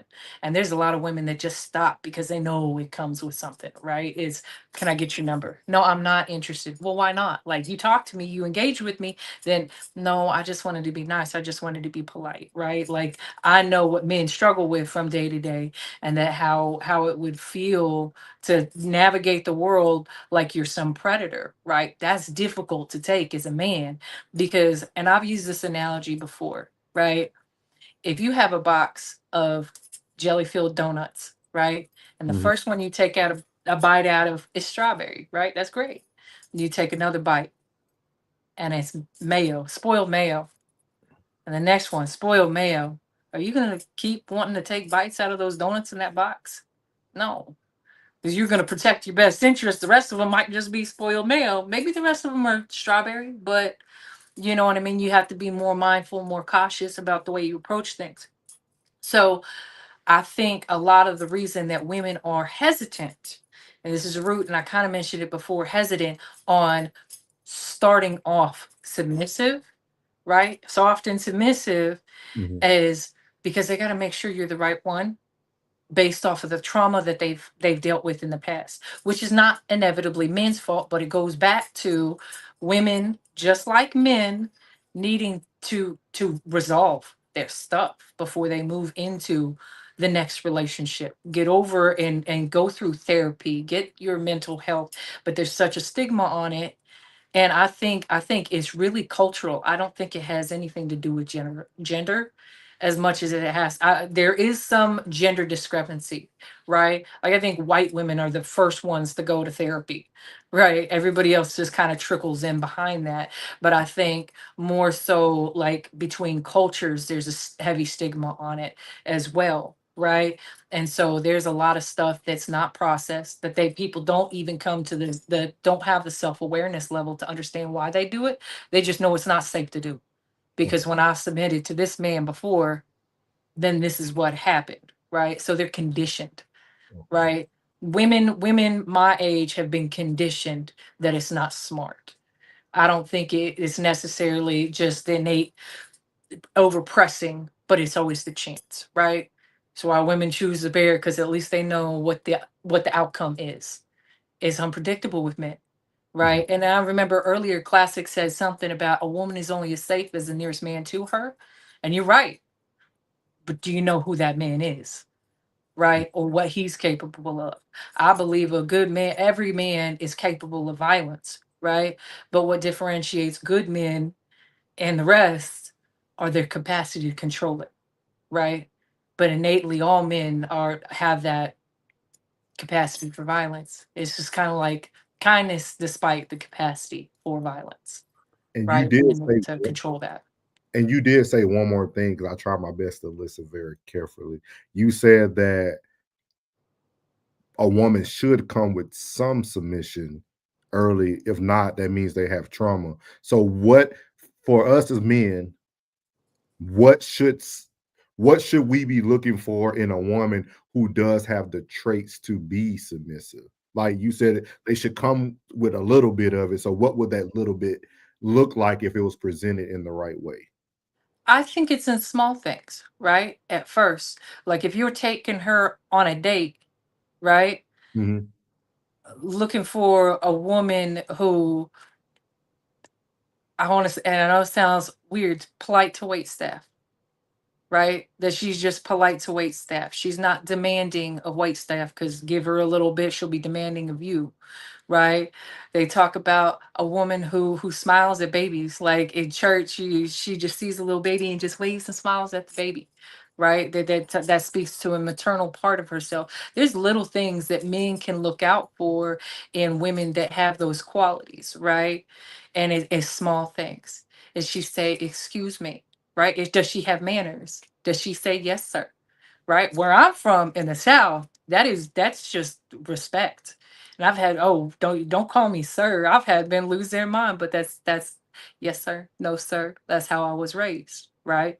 Raised with manners. Or she raised with manners because that's the first line of showing respect, right? The way she talks to you, the way that she speak over you. We talked about it in the thing. The guy Classic brought it up how he just gave them their flowers and they spoke over the man, right? That's part of it too. Does she allow you to speak? Does she ask questions about you? Does she want to know about you, or is she just wanting to know what you do for a living? Right? Those small things you can keep your eye out for and being able to find. It's hard, but I mean, for the same reason that women have to find those intricacies and look for little things that men show, right? Like, does he open the door for me? Right? You know how many men don't open the door? You'd be surprised. How many men don't actually ask women on dates that say, I want to date you? It's navigating the the pool that has been peed in, right? Because there's a lot of people that are out there that are just self-serving. But if you're looking for a woman who has submissive tendencies, it's going to be in the small things. The way she lets you speak, right? Me personally, I like a man who's going to tell me where we're going on a first date, right? Because I tend to be a very dominating type person, and I know that I'm looking for a dominant type man, and one of those indicators for me is he decisive, right? And so I look for a man who's going to tell me, I would like to go take you to dinner. Can I take you to dinner? Are you free Friday? Can you get free Friday? I'd like to take you out 7, 8 o'clock. Could that work for you? Okay, yeah, absolutely. But there's so few men that will do that, right? And I think that also has to play into the fact that they've been traumatized by doing that and showing up with flowers and being called XYZ and oh, he's a simp because he's courting a woman and showing her respect, right? And I think there's a lot of damage between both genders that they bring their traumas from their past relationships in, and that's why it's more difficult. But yeah, you can definitely pick up on a woman who has submissive tendencies by the way that she speaks and allows you to speak, and the way the tone that she carries with you, and some of the questions she asks you, and the way she carries herself in public and around other people, because she can play face with you, right, and be, oh yes sir, or call you big daddy and make you feel good, right? But how's she with other people? Does she have a mindset of servitude? Does she say thank you to the wait staff, right? Does she give an eye roll if you tip the waitress too much, right? No, she's gonna let you make those decisions, so she's not gonna have input, right? But that's ways I would say that you could inherently kind of pick up on if she has those tendencies, if she's worth saving, right? What you got, Classic? Before I read some of these comments. I mean, there's a lot. I don't have a a specific rebuttal. I just think the proof is, you know me, I'm results based. You know what I mean? Like if all these dope ass, you know, super ready to be, because I hear a lot of women saying, I want to be this way, I want to be this way, I want to be that way, I want to be this way. And then they end it with, but I just need blah blah blah in order to do so. And I think that it's just my POV. I just think it's cooking with a bad recipe. It don't look as good as that cake, you know, that red velvet cake. It don't look like that. You know what I'm saying? It's because the reason being is, I think to become a wife, you have to already be one, you know. And so this whole idea of like the man needing to earn certain things from you based on your security, whatever it is, security level, traumas you still over, whatever it may be, not you, but women in general who are saying this type of thing. I think it ends up being something that gets in their own way, because you have to empathize a bit with the thought process of a man who is about to even go to the jewelry store to even look at a wedding ring for you. You know what I'm saying? Before you got to empathize with just what he's thinking of. That's the woman that he chooses to marry and the woman that he chooses to have kids with. Literally, it should be the same person in the ideal situation, but it's the most important decision he'll ever make. Not what college he chose, not what profession he went into. It's the most critical decision he will ever make. And for a woman to still be kind of submissive or showing me a little bit more than you, no. You gotta already. Most men get married because they're expecting things to stay the same. And sometimes women get married expecting certain things to change. And so I'm saying that to say all my homies married. I got a whole conglomerate of married friends. You know what I'm saying? My brother married. Everybody around me married. I've been in every part of the wedding except for the groom. You know what I mean?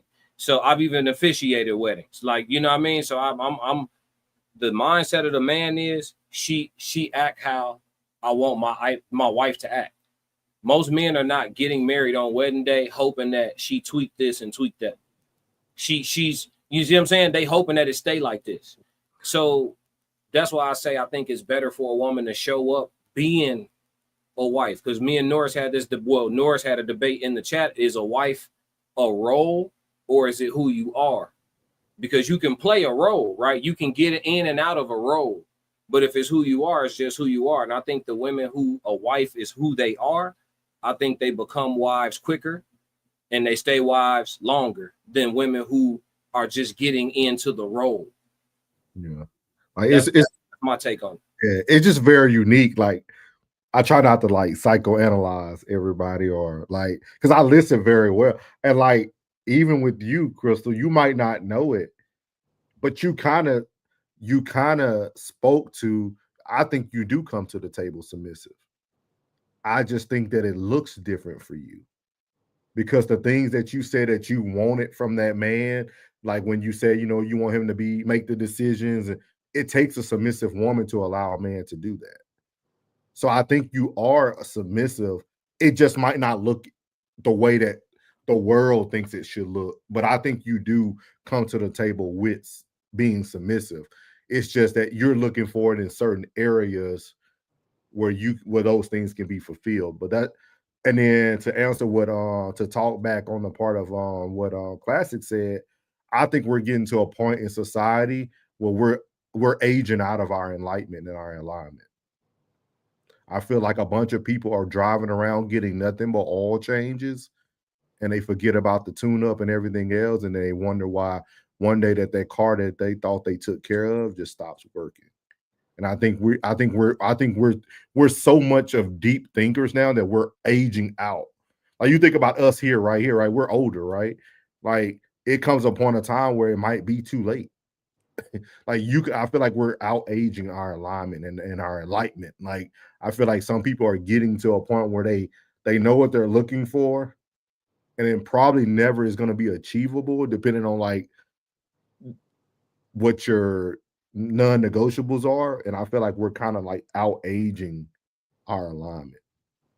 But Soft Rain said, at the end of the day, social media has changed societal expectations. I had something for that, but I ain't gonna even get into that bucket. Not Soft Rain said, not Oh, hold on. You said good question. Oh, you said facts off rain. April. Oh, hey, April. Good question. And then Soft Rain said, not feeling secure, period, being confidently trusting in my husband and men's leadership. I'm assuming she was answering the submissive part. Yeah, I asked her a question in the chat before that. She was responding to me, I think. Which one? I thought I asked her to elaborate on something that she Oh, had already said. gotcha. And then I seen that you said, why are there at all if security is in question? Shouldn't you feel safe after sitting down on the first date? And then she said, more men need to be decisive in dating. Women with hyper independency don't have problems submitting. We just doing what we have always had to do. Okay, so is that getting in the way though? Like that's the thing. It's about the results. You know what I mean? It's like, do we want to get the desired result or we want to be right? You know what I'm saying? Like it gets to a point like, okay, the way I'm doing it is not getting me past a certain point. I may want to adjust my approach. You know what I mean? Unless we're just not like me, I'm results driven. You know what I mean? So it's like when you get to a point where you're trying to get something accomplished, you got to think about not only the way to get there, but the most efficient way to get there. And controlling your controllables, because some of it, especially for women, because y'all got to be selected. So much of it is out of your hands. So it's very important to control your controllables. And the whole concept of like being worried about being submissive to the wrong guy, if you've already been through it, then you understand that you'll bounce back just fine. At the end of the day, falling in love and committing to somebody at that level, it's a risk on both sides. And sometimes women talk about it like it's just them risking shit. Like our feelings get hurt too when that shit goes south. You know what I mean? Like we're not emotionless. We're stoic, but we're not emotionless. You know what I mean? And so I think that that doesn't get taken into consideration enough. I just think it's about results. I think the women that want the results, they make the adjustments and they end up getting the results. And then also like the concept, I think this is something that people don't touch on. I'm gonna add a quick nuance to this, is that a lot of women are trying to put the human being they want inside of the man's body that they like. So they see a physical sleeve and then they try to put the person in that sleeve. Just because he's handsome the way you like it, just because he built the way you like it, just because he's charming the way you like it, you're not going to be able to compromise him and manipulate him into being the human being you want. At some point, you gotta realize that your king might be 5'7" and a little chubby, and you know what I'm saying, but he an amazing human being. I'm talking about got your best interests at heart, grew up in a stable household, good with his finances, but he just ain't that tall. He just ain't, you know what I mean? It's just a couple things in the looks department that just may not be your idea, but everything else is ideal. Go ahead and marry that man. Stop playing. You go. What's up, Chris? Talk to me, because I know you're ready. Well, I mean, at the end of the day, preference is preference for everybody, right? Like, I don't have a type. My type is however a man carries himself, right? I don't have one set type, but it's the way a man carries himself. It's no different than a man preferring blondes to brunettes, right? When it comes to looks. And the height is height. Yeah, you can't control that. Some people can't control their weight, right? Some guys, I know for a fact that like my body type in particular is not ideal for white men. So white men don't tend to gravitate toward me. I'm not their type, right? And I'm okay with that. Like, go where you're celebrated. That's what's important, right? And as a man, you should go where you're celebrated. But you had said something, and I was like, well, that's not really fair, right? You talked about women trying to change a man, right? Like, get this man that you like the way he looks and make him into the man you want him to be. But you fail to understand that part of women's intuition is seeing the potential in a man. Whether he's ready to rise to that potential or not is on him.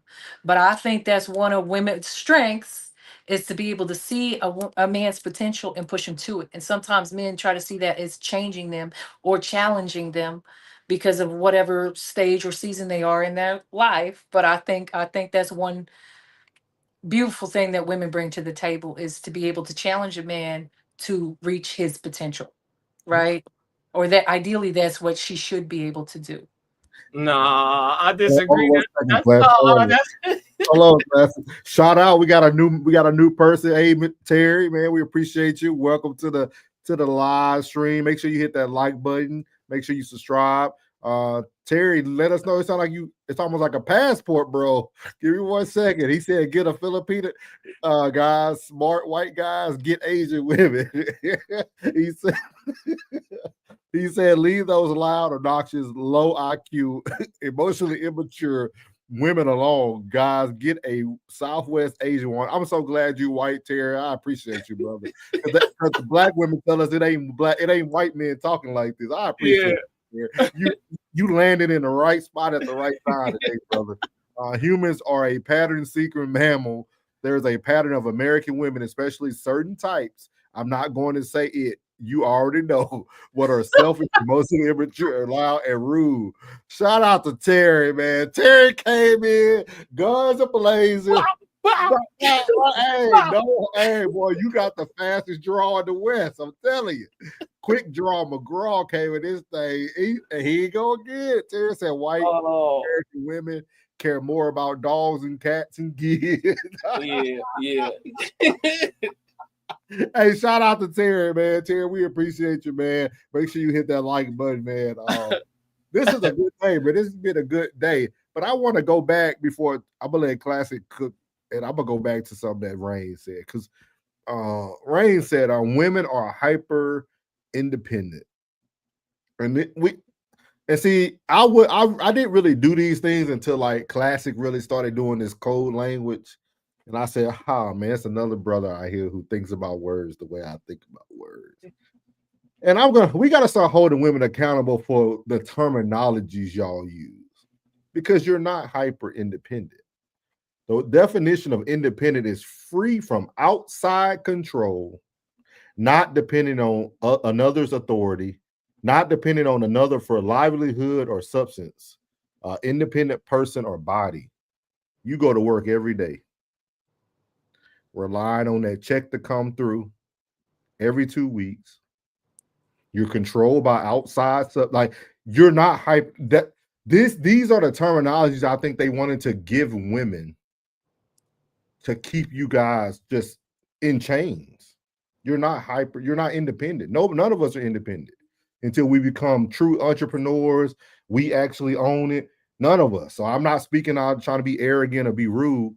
But we got to get out of this phase that, no, you're not submitting just because you don't want to submit. Like, we have to be honest about what we're saying.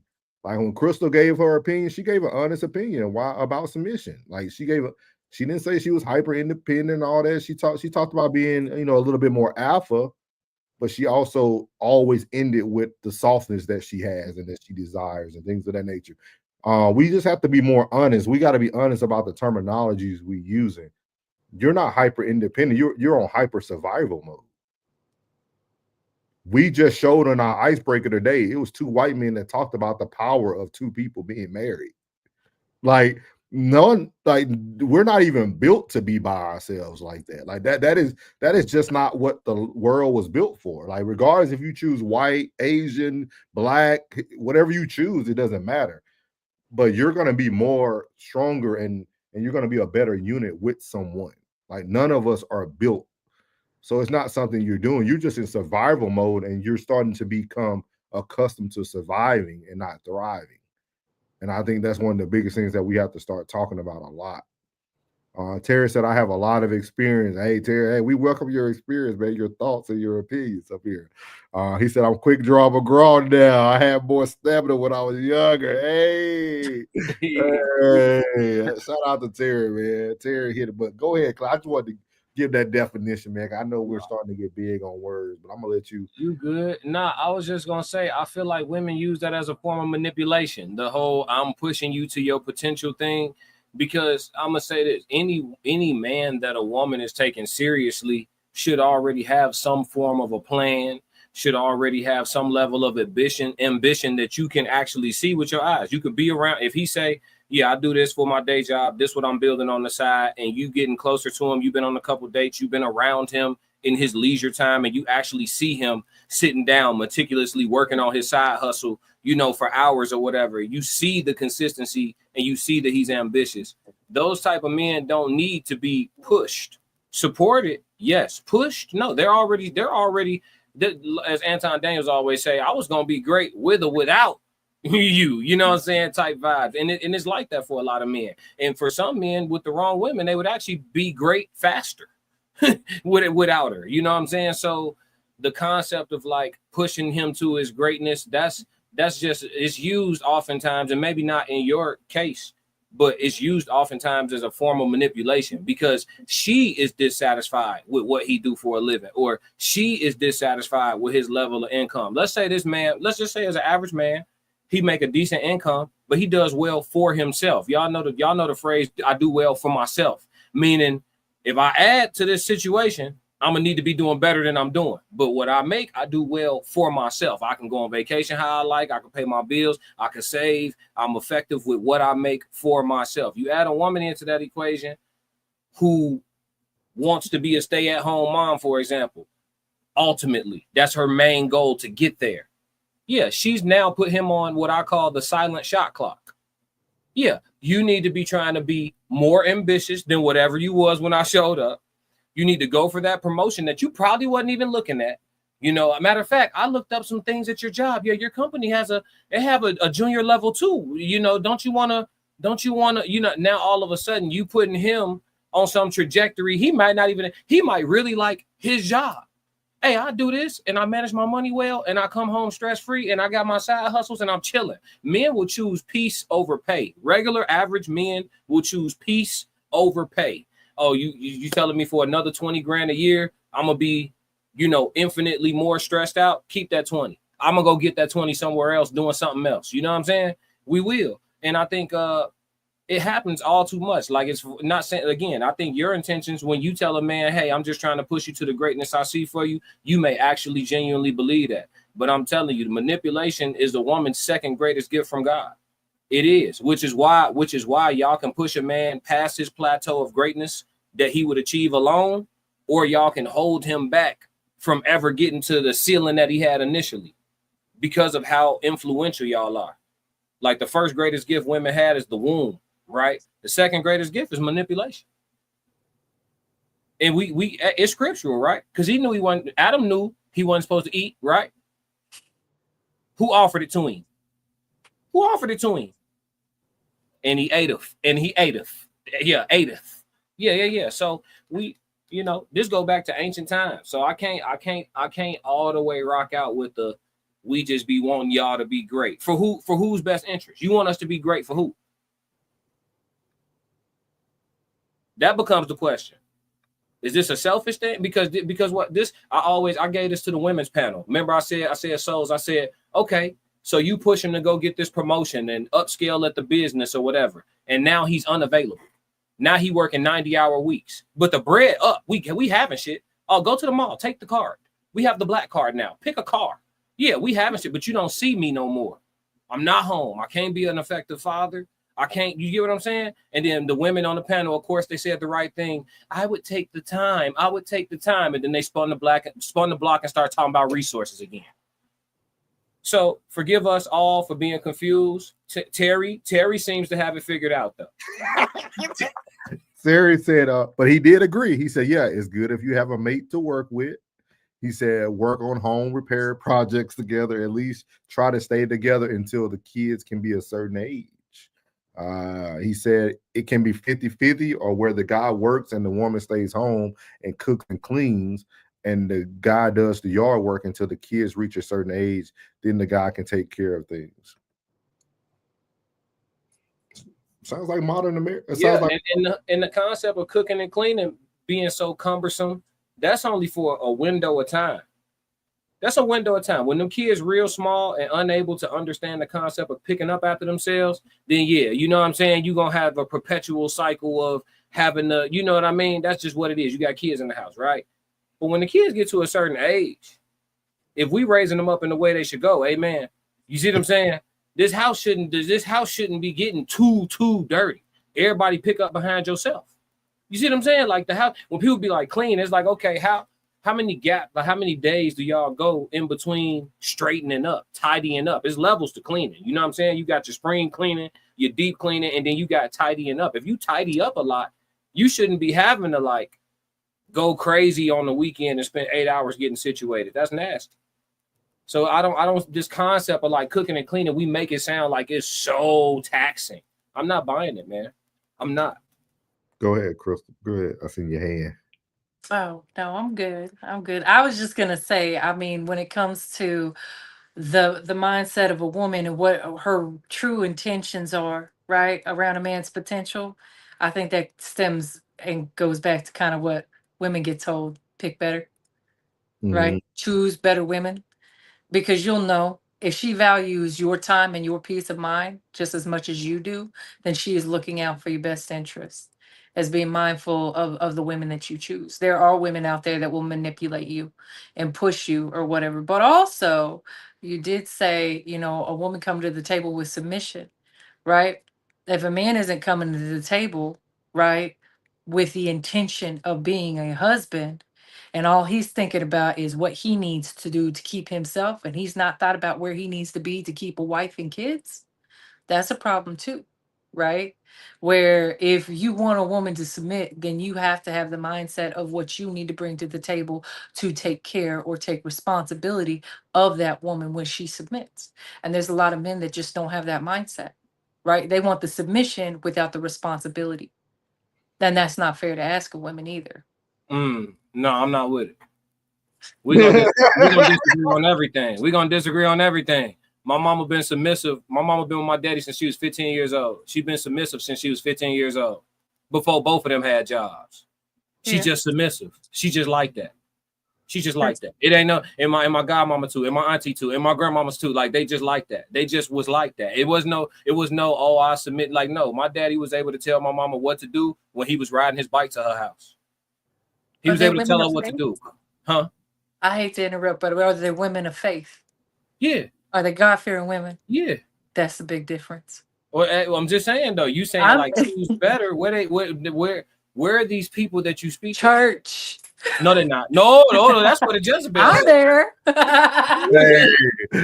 You're not gonna find her. You're not gonna find her at the club. You're not gonna find her at the bar. I'm just saying. So if you're looking for a God-fearing woman, your best option is to start at church, But right? can you say it again? Because I think that's another thing women don't understand. It's like you don't need to be going out just to be going out. You don't need to be sitting at bars. You don't like. I feel a lot of women put themselves in positions to be seen that they don't need to be seen in. That's something that I struggle with, right? As a single woman, like where do I find a person? Because dating apps are not it, right? I don't get on dating apps. I don't go to clubs and bars because that's not a natural place to find me. And I don't necessarily want to find a man who frequents those places because that's not the quality of man I want, right? So where you find me is in the produce section at the grocery store, at church or the gym or with my child, right? And so I would like to know when these men in these public spaces are going to approach me or even look at me, because they don't look at me for me to smile and give them the okay, it's okay, you can talk to me, right? So I don't have many opportunities in that regard. And the times that I have had men approach me have all been married. So the boldest ones tend to be married, and that's part of the problem and too. that's what I'm saying. I hate to jump in. You helping my point. Why are married men out here shooting? Because what they not getting at home. Men cheat for voids. I've been trying to tell women for the longest. Men cheat to fill gaps. It's voids. You know what I'm saying? In voids over extended period of time. So you may not be a cheating man. I've never cheated, but I know plenty of them. They cheat to fill voids. Okay, this box has gone unchecked for an extended period of time. That If you dating a relatively attractive man, he got suitors that he ignoring, just like you got suitors that you're ignoring. You know what I'm saying? And some of these people are in proximity. Might be his assistant, his secretary at work want to give him some. He might work in the school system. Y'all know how them teachers get. Don't let him work in a hospital. You know what I'm saying? It's something that he dusting off every day that's looking better and better the longer you tweak. This is human nature. It's human nature. So, you know, I think a lot of women leave doors open. They get comfortable. Like all this submission that you're saying is present. I think if it was so abundant, I'm not saying it's not present. I think it exists, but I just think it's more rare than you making it sound. I think that's where our disagreement is. If it was so abundant, I think you'd have a lot less of these results. I think you'd have a lot less women filing for divorce at 80%. I think you'd have a lot more men proposing. The marriage rate wouldn't be going down so consistently. Like less and less people are even trying marriage.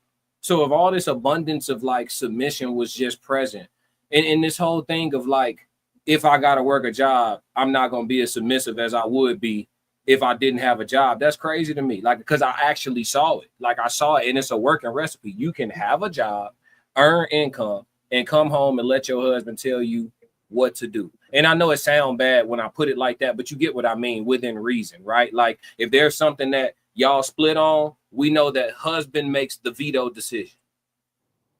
Okay, we can't come to an agreement. I'm putting my foot down. This what we doing. And at the end of that, it should just be a okay. Sometimes most of the time for the wife, not the woman, not the girlfriend, most of the time for the wife, when a man is being decisive in the moments where he's not delegating to you and he's being decisive, the majority of the time, the best answer is okay. Or okay, insert nickname, honey, Pooh Bear, hubby, whatever. Okay, and whatever you call them. That's the best answer most of the time. And the modern woman don't seem to get that. They always got a better damn idea. Well, I get what you're saying, but this ain't no negotiation. And then, but look, so they say assert yourself, and then when you assert yourself in that way, it could turn into a full-blown argument. So again, and if there was more men here, all of them would be doing this. If they date the women Terry talking about in the chat, I'm not gonna say it either.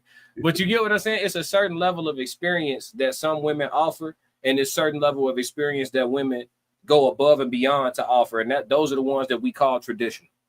We now look at traditional roles as like a above and beyond thing. And it used to just be the norm. And it speaks to just mankind, men and women. We are all just softer.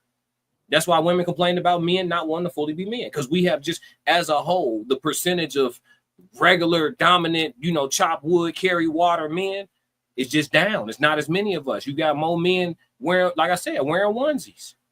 And they don't even know they're going for it. I told all my homies that's married, all of them got onesie photos. I said, you can't undo that, dog. Yep. You never seen me. The closest thing to a onesie you gonna catch me in is some overalls. I'm finna go get active. You know what I'm saying? I'm not onesie. All that dressing up alike, wearing the same shirt. Like, we're not doing that. We're not doing that.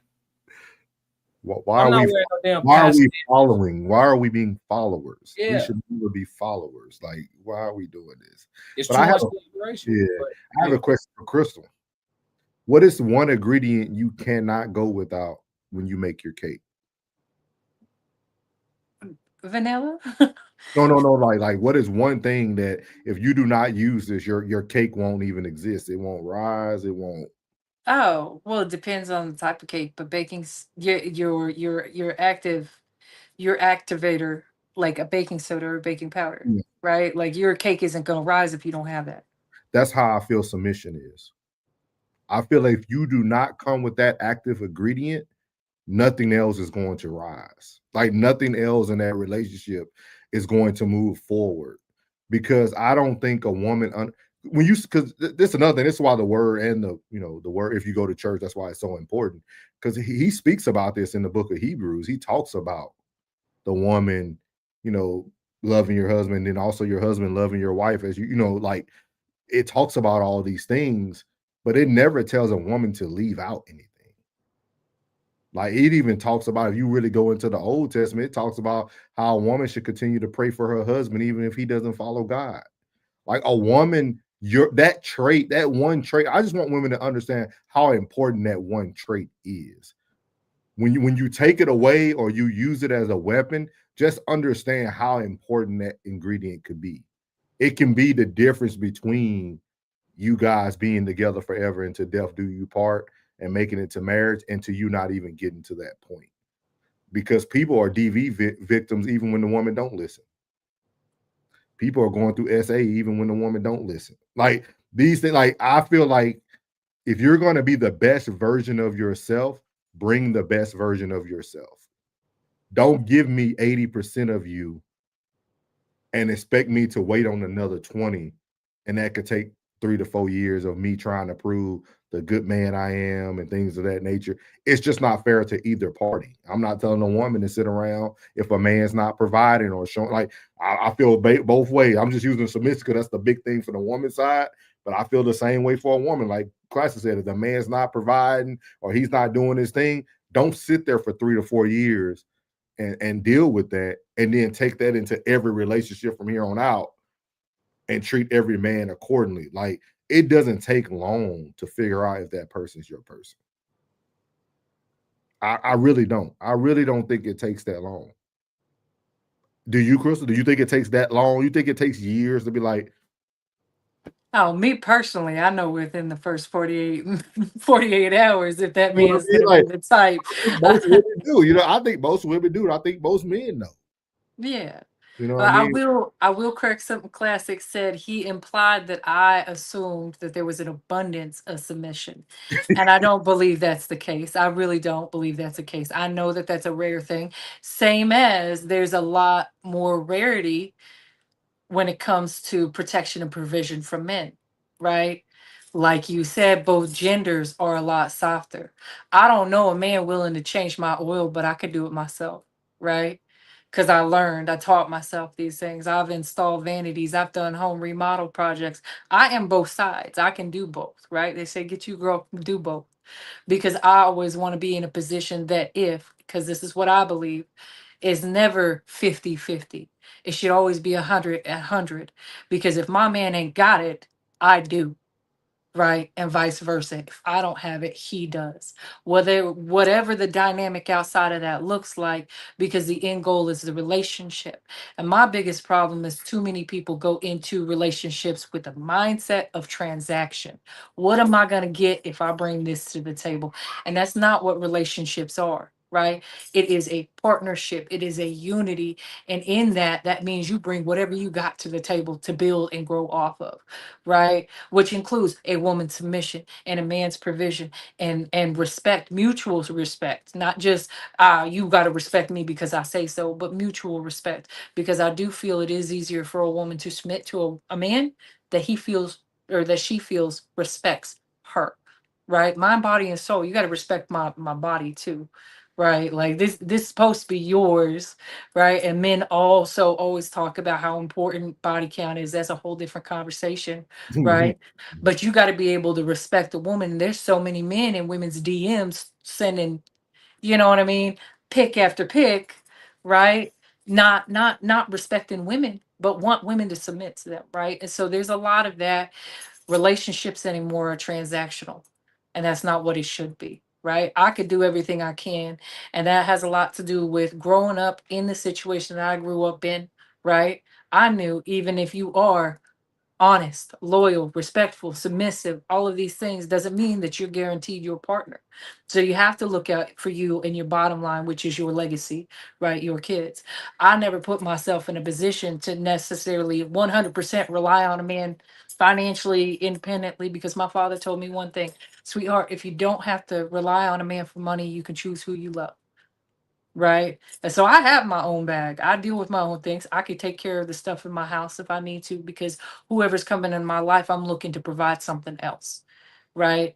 But it's not transactional because I don't need him to come to anything with, I don't need him to bring a table. I don't need him to build a table. I don't need him to be the table because essentially I'm just trying to sit down and eat with somebody. Thank you, Classic.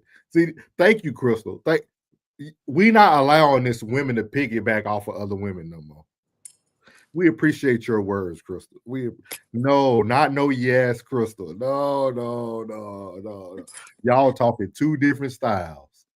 Two different styles. We gotta stop this. We gotta stop this in our world today. No, we don't need no yes queens. We need people to hold themselves accountable. Because I don't know if you missed. She talked about a lot. She talked about women shouldn't be in clubs, shouldn't be out. See, I ain't hear a yes on that. Y'all hear yes when y'all want to hear yes. Y'all ain't saying yes to everything she's saying. But when she starts talking about she got her own bag and she could take care of her, and her daddy told her, Dennis, yeah. No, she said a lot. She said a lot today. Let's just make sure your yeses line up with all her yeses. Yeah. This is it. We got. That's one of the things I've noticed a lot, especially in the female community, white or black. Women they'll be your biggest cheerleader for one topic and then hate you on the next topic. You gotta hear everything the person is saying, everything that it comprises of their opinion of what they're saying. But I appreciate it, man. It's been a good one. We don't even need to hear about Shannon and what he thought his experience was. This was good. But the one thing I did want to talk about before we close is just the importance of people supporting, small platforms and big platforms, man. This is something I'm starting to notice more and more of. Even when Shannon talked on his video, he said like he'll never go back on that show, this and things of this nature. But a lot of people should notice what shows don't fit their environment anyway. You know what I mean? Like it's certain shows that you just know that it's 12 people on this panel. I'm not going to be able to get more than two sentences out tonight. And if that's not your goal, you guys need to start looking at channels like The Classic Code, Souls of Thought, Conversation with Soft Rain when she gets started, Uncle Plug TV. Crystal does a lot of lives on her TikTok if they're not kicking her off. She does a lot of lives on there, but places where you can actually sit down and like get your opinions across, get your voices heard. Because today we didn't agree on everything, but I think we all learned and took something from the conversation. And I think that's the goal of the platforms it's not about being right, but it's about, hey, did I take something away from what this person said? So I'll start with you, Classic, and then we'll end it with Crystal, and then we'll call this thing. Yeah, I mean, you covered it. Big platforms versus small platforms. I think, like you said, if you're looking for a place, especially for the purpose of like consistency, right? Everybody that's serious about content creation understands how important your consistency is. And consistency can come from two things: being somebody who produces fast and at a high clip, or somebody who knows how to break down a brick, for lack of a better term. So if you're looking for somewhere where you can get all your thoughts out and then clip yourself up and run that through your TikTok for the next 2 weeks without having to necessarily make nothing new, then you know what I'm saying? You playing with house, you know what I mean? You know what you're doing at that point. But you're not going to be able to do that on big platforms, right? Your face will be seen. Your little ad in the corner will be seen. But as far as being able to get some content that you can use to produce more content, you working against yourself. You know what I'm saying? So I think it's pros and cons to both. I think if you already, like a person like me, I could go on some of these big panels. It would benefit me, even if I don't talk much, to just have my name seen. Okay, who is Buddy? I ain't, he ain't say a whole lot, but let me go tap in. And then when they go to my channel, they like, damn, he dropping. Like, yeah, like, oh my, ching ching. Like I got a new channel I can follow that's producing shit that's gonna get me through my workday, get me through these truck drives, get me through, you know what I'm saying, get me through my Amazon run, get me through, it's a lot of people that work on the go and they want some heat for their earbuds, and it's not necessarily, they don't want to listen to music all day. So if they can get some dope perspectives and you churning that shit out at a high level, you know what I mean? Then yeah, it'll benefit you to hop on some of the big platforms just to be seen. But if you trying to like ramp up, you got to come rock with the people that's at your level, or just like at a level where you can still reach them. They'll talk to you, interact with you, collab with you. It just make more sense. And then you establish your relationships, you build out your network. It's just like climbing in corporate America for real. It's just a little more lawless. You know what I mean? Like it's a little more lawless. But this content creation game, It's just about how you want to approach it. And like you said, understanding how you want to be represented is very important. Like certain spaces, certain content, like, oh, y'all talk, they might invite you up to a big platform, but when they send out the email about what they talking about, it may be against your best interest to be involved that day. You feel me? You got to be willing to say no. Hey, you know what? Can y'all get me on next week? I don't really have much to contribute to the conversation of what y'all talking about today. You know what I'm saying? If nothing, they got to respect it, you know? But you got to be willing to say no. I've gotten some great opportunities from saying no first. You know what I mean? Saying no to something and then a different door open. You like, okay, this is where I was supposed to be. If I would have said yes to that, I would have cut my own legs off low key. You know what I mean? So it's a lot to it, but I ain't gonna give up too much free game. You know? You got anything, Crystal, before we head out of here today on this afternoon? And we appreciate you coming up and spending the time today too. Appreciate your perspective. Yes, sir. We've talked about me coming up before, and I've been wanting to. I just usually don't have the time. As you can see, I've been in the kitchen all day. It don't seem like I've been doing much, but I baked a whole cake and meal prepping, and so yeah. So thank you for just having me on. I appreciate it. No problem, no problem.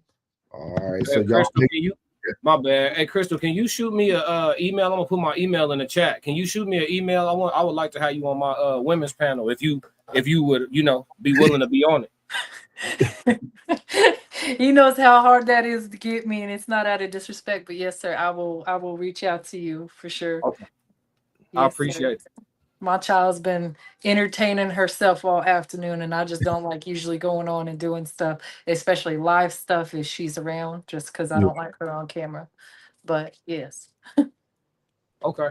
We Yes, sir. normally do something every third. We're gonna do it every third Tuesday of the month. So it's once a month, and it'll be something where you might be on this one, skip a month, get on the next one or whatever, but you'll have more than enough time to collaborate, you know, making sure that it's quiet and, you know, however you do it. I don't know how you know what your village look like or whatever, but we would love to have you. You gave a lot of insight, and I think we had a bit of an echo chamber. No, you know, shout out to the queens that was on the last panel, but we did have a bit of an echo chamber, and you seem to offer some diversity to the typical thought process. So yeah, if we could, I'm gonna be in touch with you, and we'll see whatever we can do, you know. Yes, sir. I appreciate that. I appreciate you. All right. So if there's nothing else, we appreciate everybody who came in today, especially all the new individuals. Terry, shout out to Terry, everybody who came through on Classics Twitch too as well. I don't think they had I don't know how to say their name they had up there.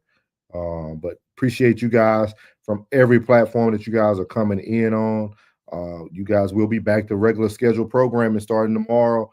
Monday, Tuesday, Wednesday, we be on No Middleman. You can catch Classic every day of the week, 5 days. Sometimes he'll give you 6. He'll give you a bonus on the weekend like he did this Saturday. And then if you ever need to see Crystal, you can find her on her TikTok as well. But we appreciate everybody who came in today. All the support is always blessed. So there's nothing else. We out.